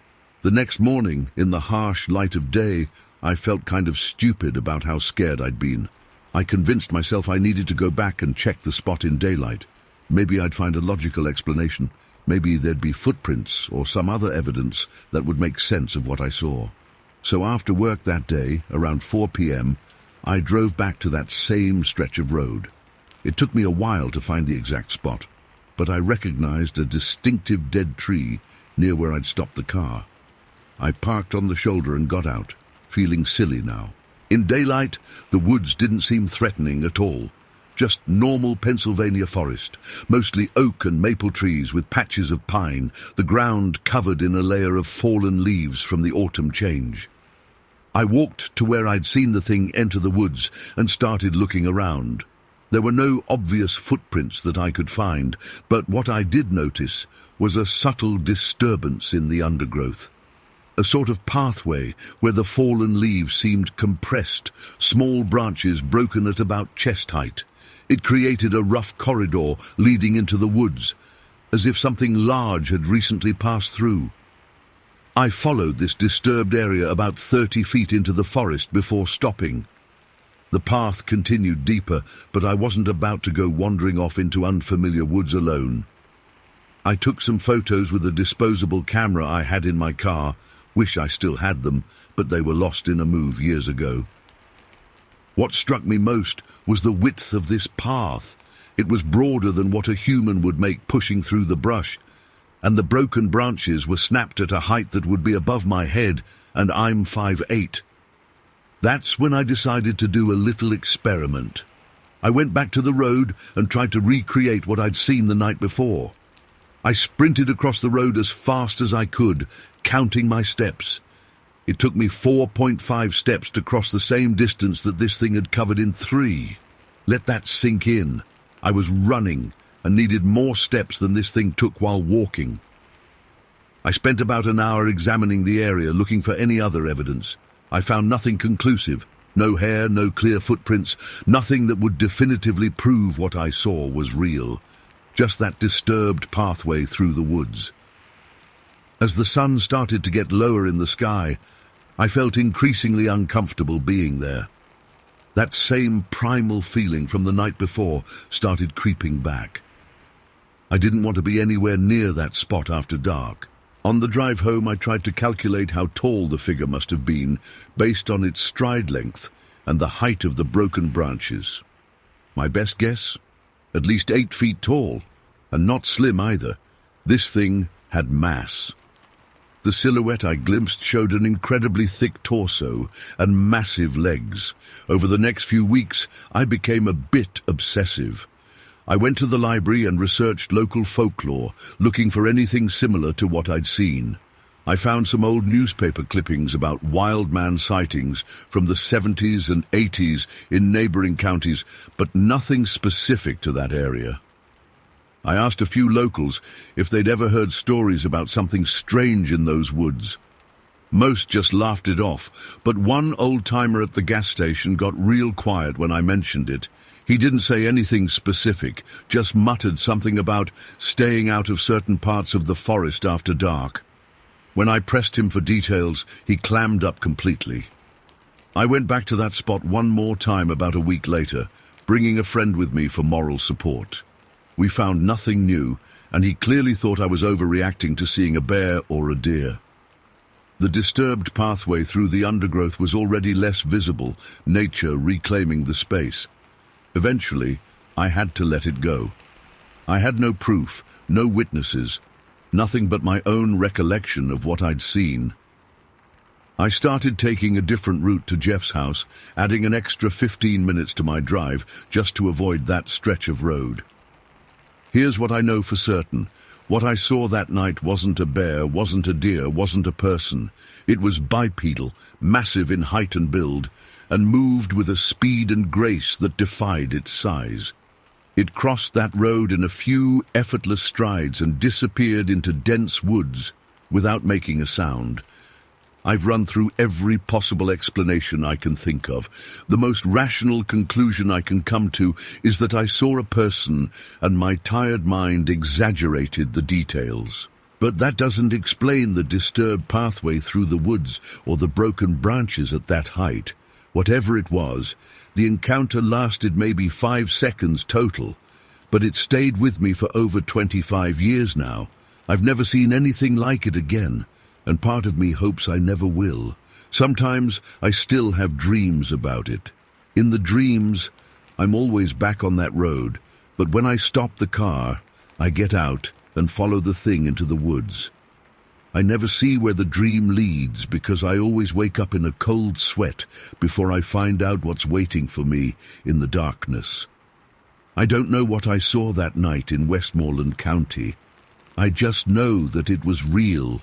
It was massive, and sometimes when I'm driving on dark, rural roads, I can't help scanning the tree line, half expecting to see that huge silhouette step out of the shadows again. Story 13. I still get chills thinking about it. October 12th, 1996. The date is burned into my memory, because what happened that night in Potter County changed me forever. I can't explain it. I don't think I'll ever be able to, but I know what we heard wasn't natural. My buddies Mark and Dave had been planning this camping trip for months. We were all pretty experienced outdoorsmen, having grown up in rural Pennsylvania, where hunting, fishing, and camping were just part of life. I'd been to Rogers Lot several times before. It's this remote camping area deep in Potter County, surrounded by thick forest. Beautiful place, especially in fall with all the leaves changing, the kind of spot where you could really disconnect. We arrived around 2 p.m. that Saturday and set up our campsite. The weather was perfect, crisp but not too cold, maybe low 50s, typical for October in northern PA. We had our 2 tents. I was bunking with Mark, Dave had his own, a decent fire pit, and enough supplies for our overnight stay. The plan was just to relax, drink a few beers, maybe do some hiking. The afternoon went by without anything unusual. We hiked about 3 miles to a nearby stream, caught a couple small brook trout, then headed back to camp as the sun was starting to set. The forest was alive with typical sounds, birds, the occasional rustling in the brush from squirrels or chipmunks. Nothing out of the ordinary. We grilled the fish along with some steaks we'd brought, cracked open more beers, and sat around the fire swapping the same old stories we always did.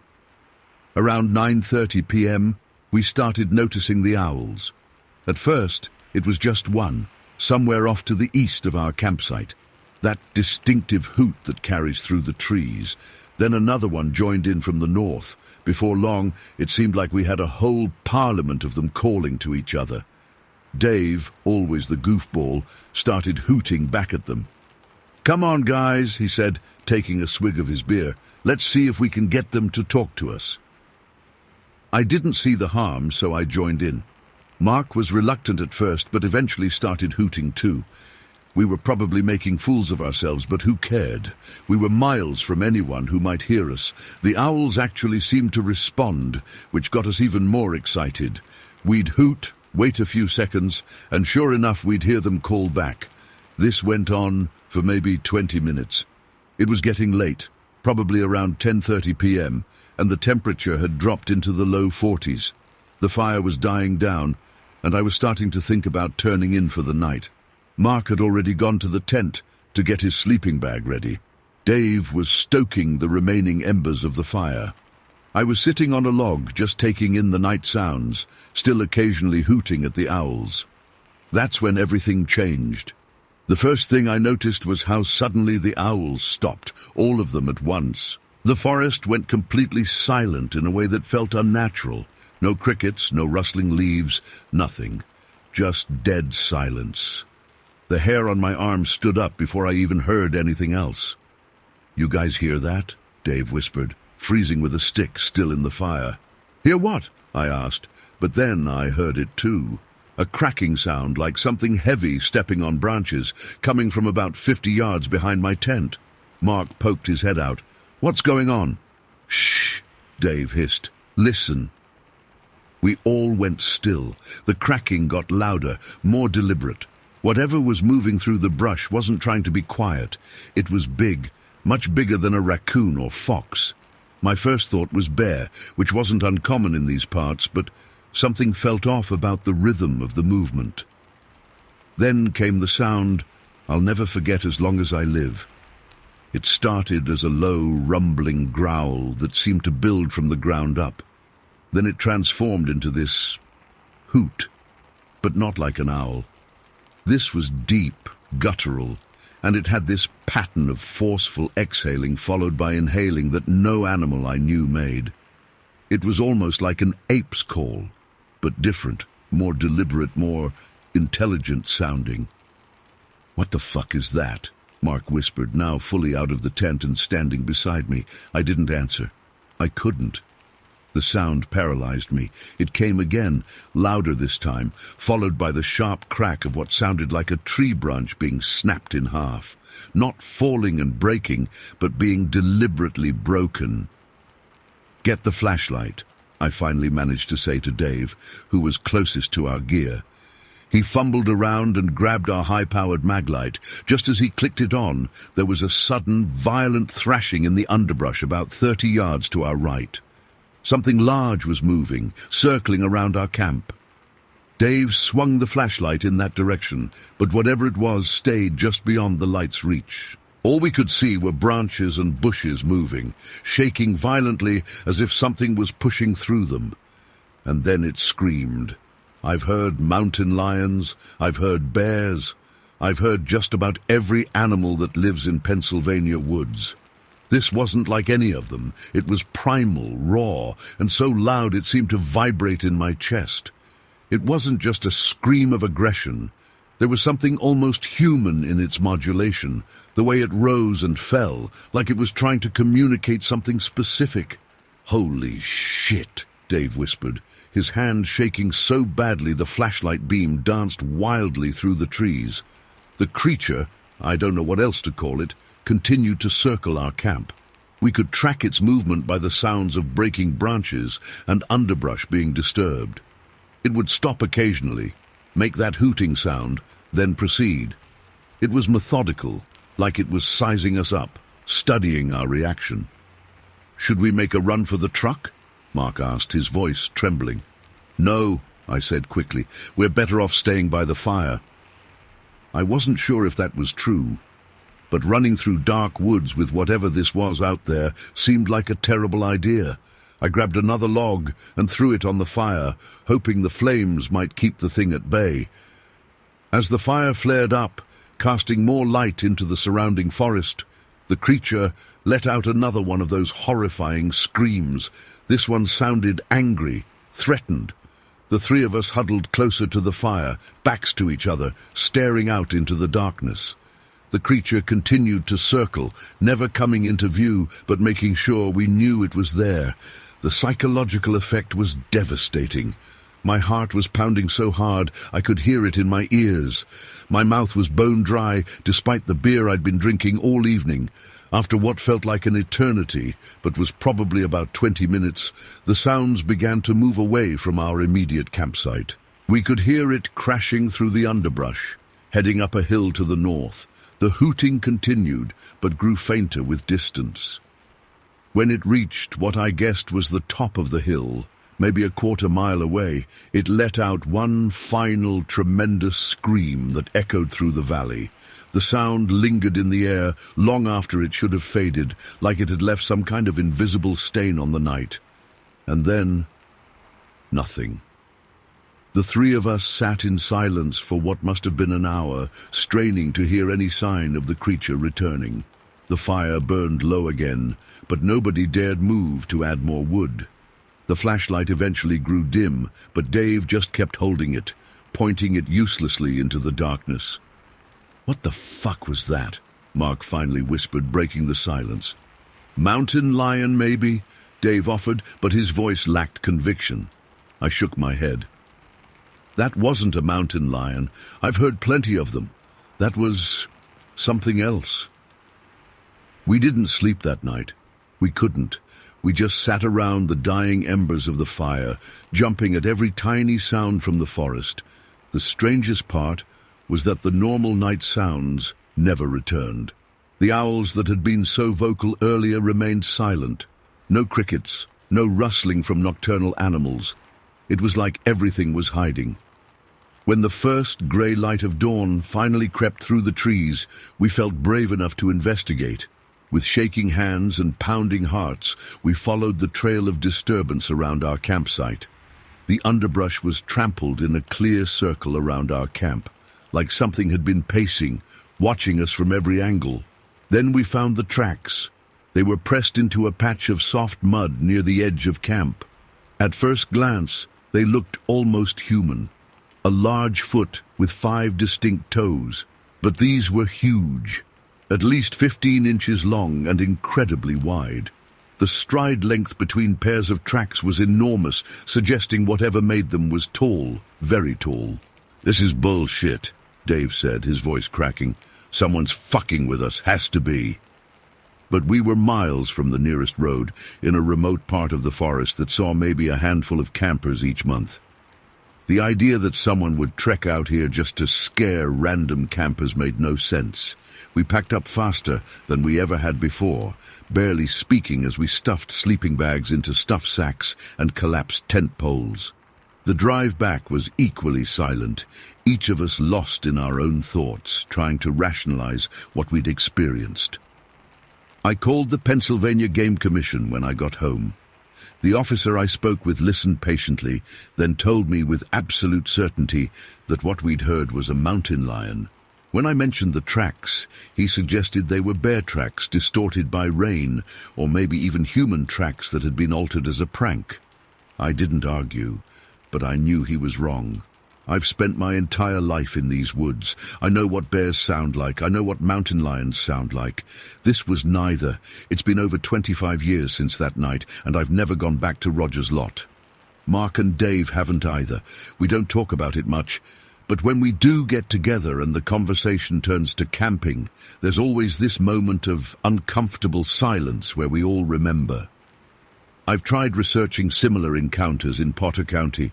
There are a few scattered reports of strange sounds, unexplained tracks, but nothing concrete. Some people talk about Sasquatch, but I've always rolled my eyes at those stories. Now I don't know what to think. All I know is that something was out there that night. Something that didn't like us mimicking those owls. Something that wanted to make sure we knew we were in its territory. Something that could have attacked us, but chose instead just to warn us. I still camp occasionally, but never alone, and never in remote areas like Roger's lot. And I never, ever mimic animal calls anymore. Some things are better left undisturbed. I don't expect anyone to believe this story. Hell, sometimes I wonder if my mind has exaggerated it over the years. But then I remember that primal feeling of fear, the way my entire body recognized a predator before my mind could even process what was happening. That kind of fear doesn't lie. Something was out there in those woods, something that shouldn't exist in Pennsylvania's forests, or maybe anywhere.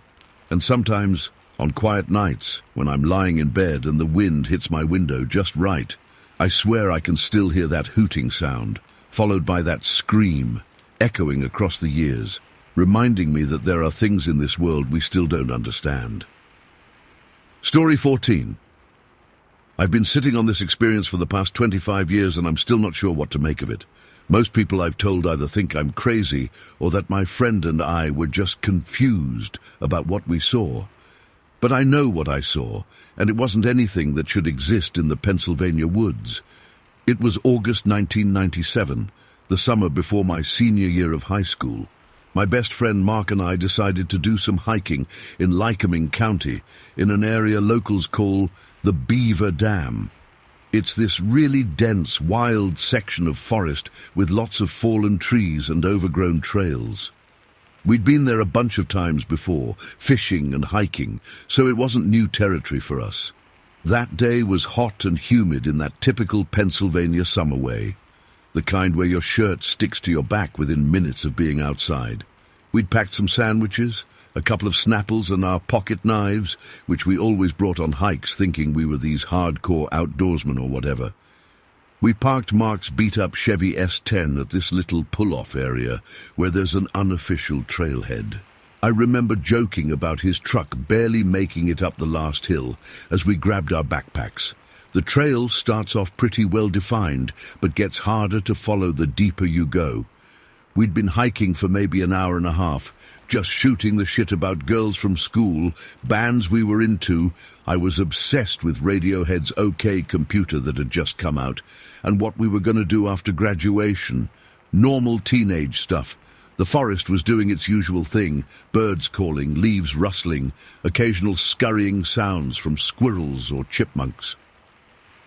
We came to this clearing where a stream cuts through, with a bunch of fallen trees creating natural bridges. This is where everything changed.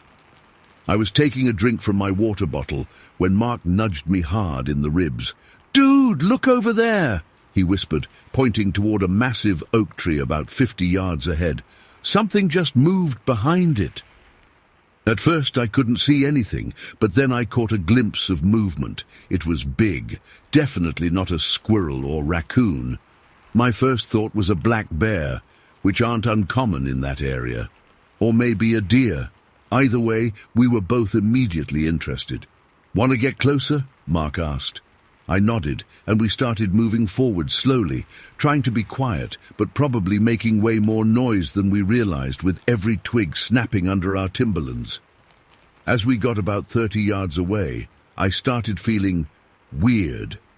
It's hard to explain, but it was like this pressure in my head and this feeling that something was off. Then the smell hit me.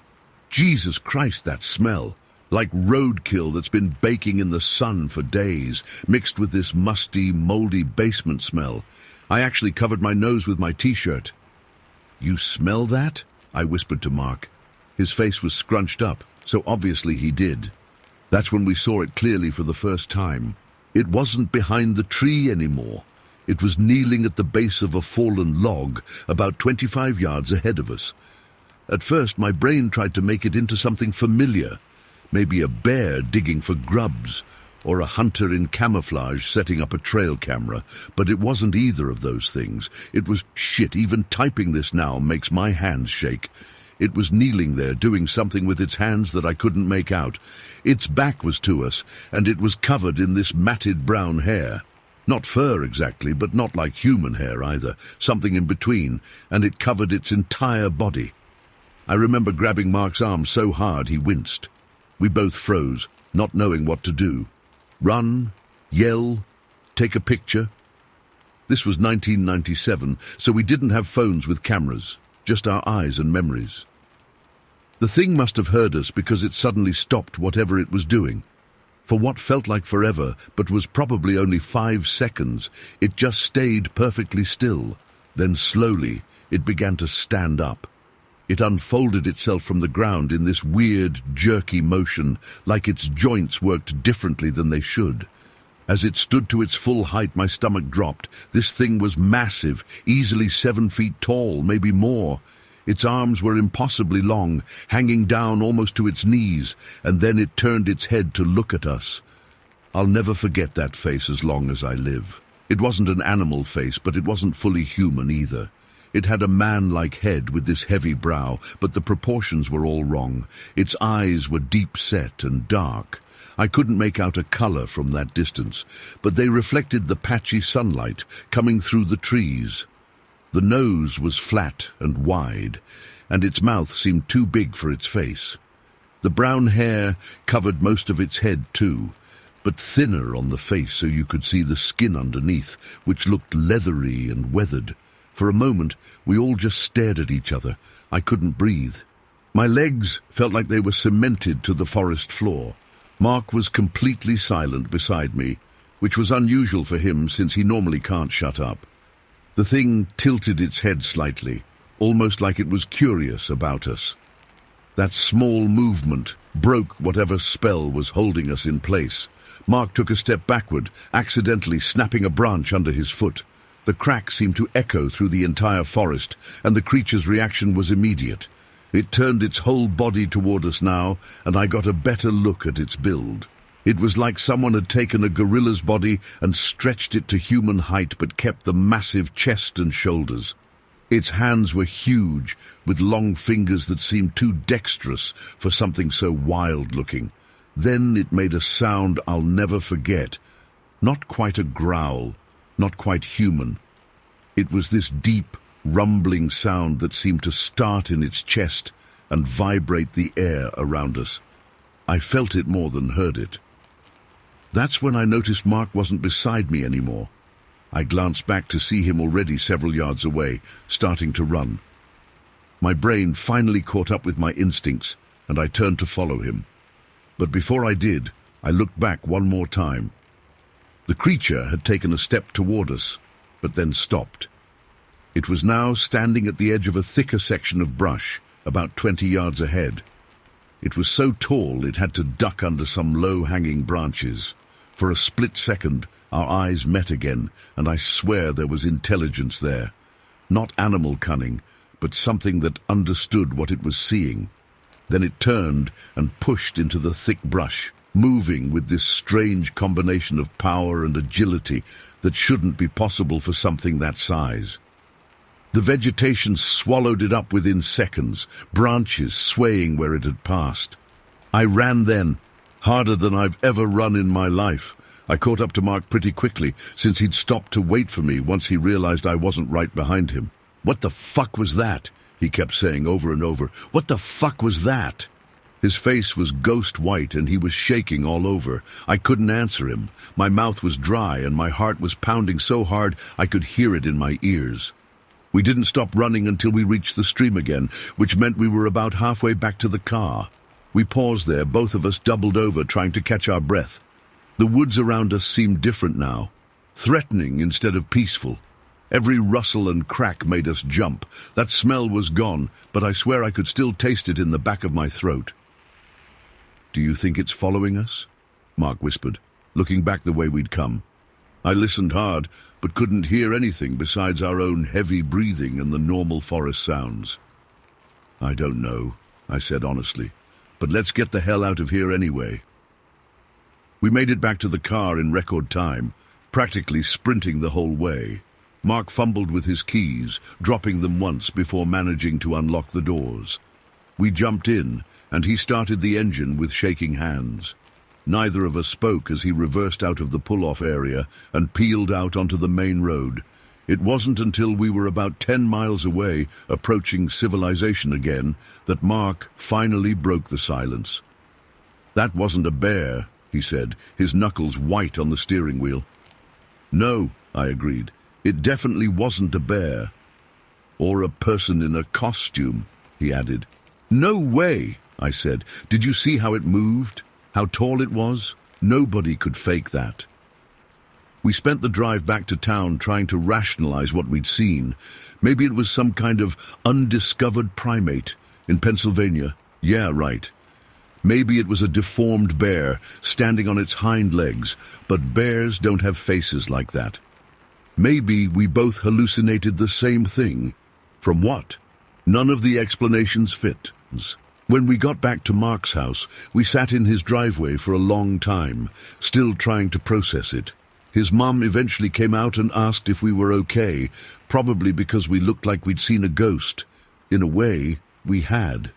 We agreed to tell his parents we'd just gotten spooked by what we thought was a bear, but turned out to be nothing. It seemed easier than trying to explain what we'd actually seen. That night, I couldn't sleep. Every time I closed my eyes, I saw that face looking at me. I kept thinking about those eyes, that sense of intelligence behind them, and the way it moved, so powerful but also somehow wrong, like its body didn't quite work the way it should. The next day, Mark came over early. He looked as exhausted as I felt. We decided to go to the library, again, 1997, no Google, and see if we could find anything about strange creatures in Pennsylvania forests. The closest thing we found were some old newspaper clippings about Bigfoot sightings in the 1970s, but none of those descriptions quite matched what we saw. For the next few weeks, Mark and I were inseparable, constantly talking about what we'd seen, refining our memory of it, trying to make sense of it. We even drove back to the pull-off area once, but we couldn't make ourselves get out of the car. Just looking at those trees made my skin break out in goosebumps. As the weeks turned into months, we talked about it less. Mark went to Penn State the next year, and I went to Pitt. We stayed friends, but drifted apart the way people do after high school. Whenever we got together during breaks or after college, though, one of us would eventually bring it up, usually after a few beers. "Do you still think about that thing in the woods?" he'd ask, or I would. And the answer was always, yes. I'm 42 now. I've traveled all over the world, had a decent career, gotten married and divorced. I've seen all sorts of amazing and terrible things. But nothing has ever shaken me like what I saw that August day in 1997.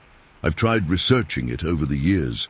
I've read about Bigfoot, about the Pennsylvania albatwitch, a smaller creature, nothing like what we saw, about escaped exotic animals and people living feral in the woods. Nothing fits exactly what Mark and I encountered. Mark died 3 years ago. Car accident on an icy road in January. After his funeral, his mom gave me a box of his things she thought I might want. Among them was a journal I didn't know he kept. Most of it was typical life stuff, but there were several pages dedicated to our experience in the Beaver Dam woods. He'd drawn sketches, jotted down details we remembered, even tracked weather patterns from that day. On the last page about the incident he'd written, "I still dream about it sometimes. In the dreams, it speaks to me, but I can never remember what it says when I wake up. I never told him, but I've had those same dreams. I still don't know what we saw that day. I don't know if it was some undiscovered species, or something supernatural, or something else entirely. What I do know is that it was real. Mark and I saw it. We smelled that horrible stench. We watched it move through the forest with impossible grace for something so large. And sometimes, when I'm hiking in the woods anywhere, not just in Pennsylvania, I find myself scanning the trees, looking for movement, sniffing the air for that distinctive rotten musk smell. I wonder if it's still out there, or if there are more like it. I wonder if it remembers us too." Story 15. I still can't believe what happened to me and my buddies back in 2002. It's been over 20 years, but I'm writing this down because I need to get it off my chest. Maybe someone else has seen what I saw. It was early July, and 4 of us decided to do an overnight camping trip in Hood River County, Oregon. Me, my brother Mike, and our friends Dave and Chris. We'd been planning this trip for weeks, just a simple getaway to do some fishing, drink a few beers, and escape the summer heat. I'd been hunting and fishing all over Oregon and Washington since I was a kid, so trips like this were nothing new. This particular spot was about 2 hours from Portland, off some unmarked Forest Service roads, a place we'd been to a couple times before. We arrived at our usual clearing around 3 p.m. It was hot that day, probably in the mid-80s, but the forecast mentioned a chance of rain. Nobody was too worried. We set up our 2 tents, gathered firewood, and Mike and Dave went to try their luck fishing at a nearby creek, while Chris and I got the fire going. Everything felt completely normal. By early evening, the sky started clouding over. We grilled some burgers, cracked open some beers, and were just shooting the shit around the fire when a light mist started. At first it was refreshing after the heat of the day, but within an hour it had turned into a steady rain. Our clearing wasn't ideal for this kind of weather, no real tree cover, and the ground was getting muddy fast. Mike was the one who suggested we move. He remembered another spot about half a mile down the trail that had better coverage from a stand of old-growth firs.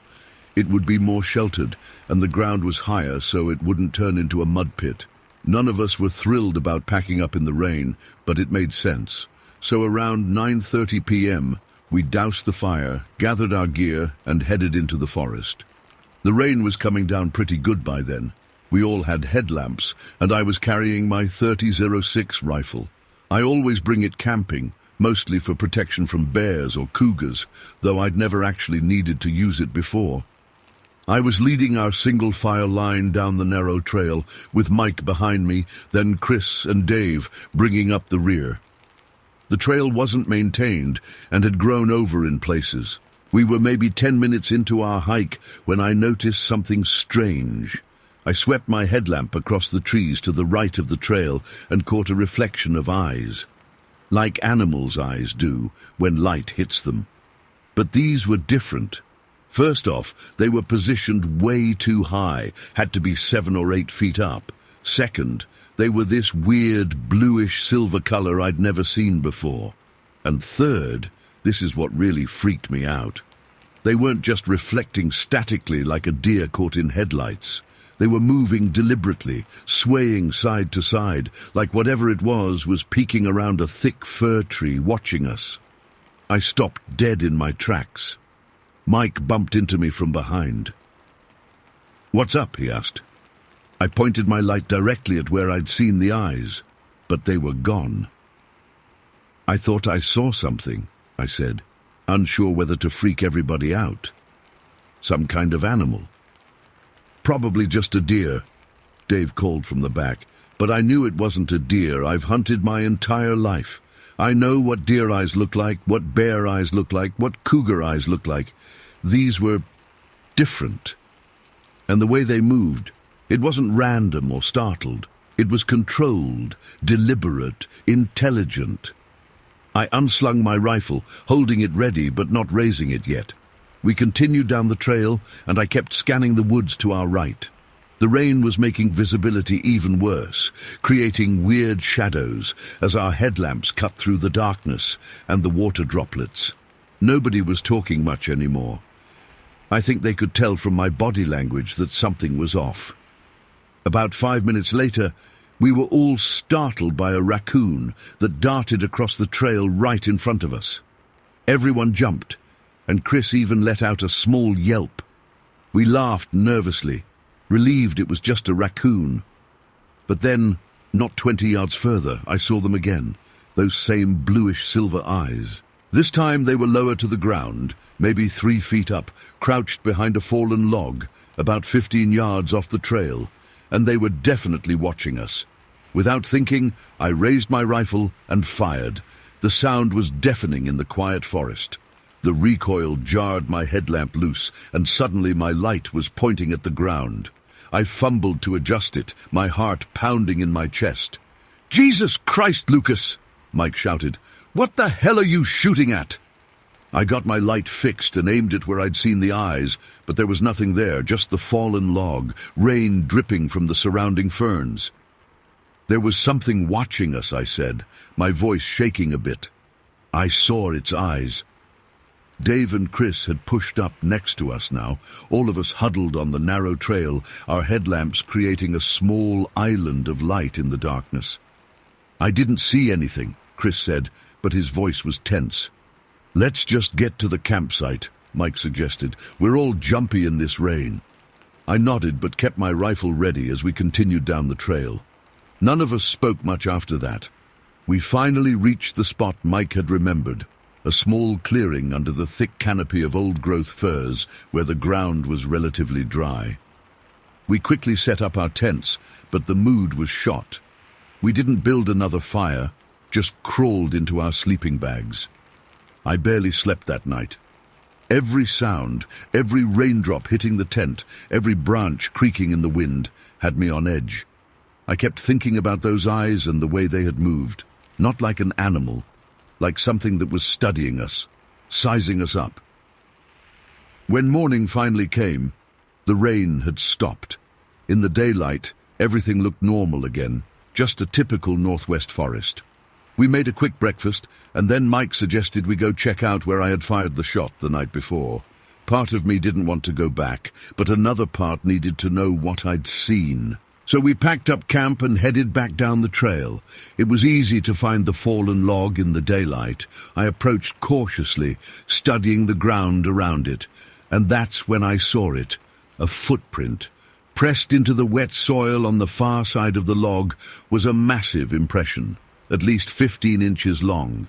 It had splayed toes like a human foot, but way bigger, and the impression was deep, like whatever made it was extremely heavy. It wasn't a bear track, no claw marks. It wasn't a boot print, no tread pattern. It was just a giant foot. The four of us stood there, staring at it. Nobody spoke for what felt like minutes. "That's not possible," Chris finally said. "Maybe it's two prints overlapping or something."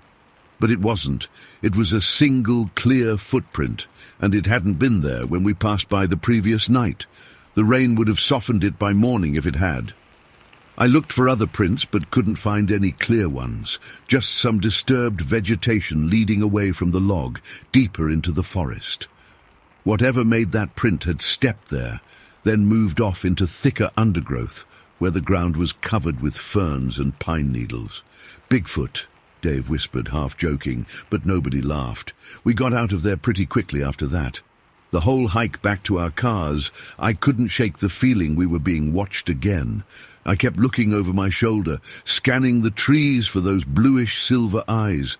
I never found a bullet hole or any blood when we searched the area, so I don't think I hit whatever it was. Maybe that's a good thing.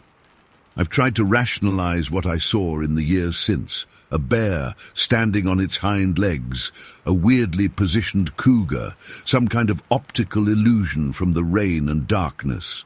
But none of those explanations fit what I saw, that footprint especially. I've been an outdoorsman my entire life. I know animal tracks. I know what a bear print looks like, what deer leave behind, what bobcats and cougars do to the forest floor. This was none of those. It was a foot, a massive humanoid foot. I've never gone back to that part of Hood River County. I still hunt and fish all over the Pacific Northwest, but something about that night changed me, made me realize that maybe there are things in the woods we don't understand, things that watch us from the shadows. I'm not saying it was Bigfoot or some monster. I honestly don't know what it was. But I know what I saw. Those eyes watching us with intelligence, that footprint, impossibly large and human-like, and the way it moved through the forest without making a sound, despite its obvious size. Sometimes I still dream about those eyes, that bluish silver color reflecting in my headlamp beam, watching, waiting, learning, and I wake up wondering if it's still out there in the Oregon wilderness, and if anyone else has seen it. The rational part of my brain says there must be a logical explanation. But another part of me, the part that was there that night, that saw those eyes and that footprint, knows that whatever was watching us from behind that tree wasn't something that science has a neat category for. None of my buddies who were with me that night like to talk about it much. Dave jokes sometimes about our Bigfoot encounter, but I can tell he's uncomfortable with it. Mike flat out refuses to discuss it. Chris moved to Colorado a few years later, and we lost touch. As for me, I've looked online over the years, trying to find similar accounts from that area. There are a few vague stories, mostly second-hand, about strange noises or feelings of being watched, Nothing specific about eyes like I saw. I've never reported this to any official agency or Bigfoot research group. What would I say? That I saw some weird eyes and a big footprint? I don't have photos. Smartphones weren't really a thing back in 2002, and none of us thought to take pictures of the print. I just have my memory, which gets hazier as the years pass. But I know what I saw. Those eyes weren't natural.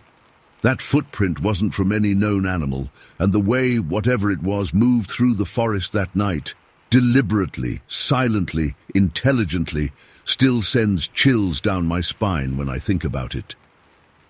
I still go camping and hunting, but I'm more cautious now. I'm more aware of my surroundings.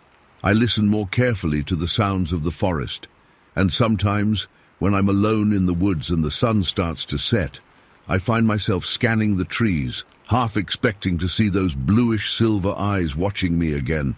I don't know if I'd shoot at them again if I did see them. Part of me is afraid I might hit whatever it is. Another part is afraid of what might happen if I missed.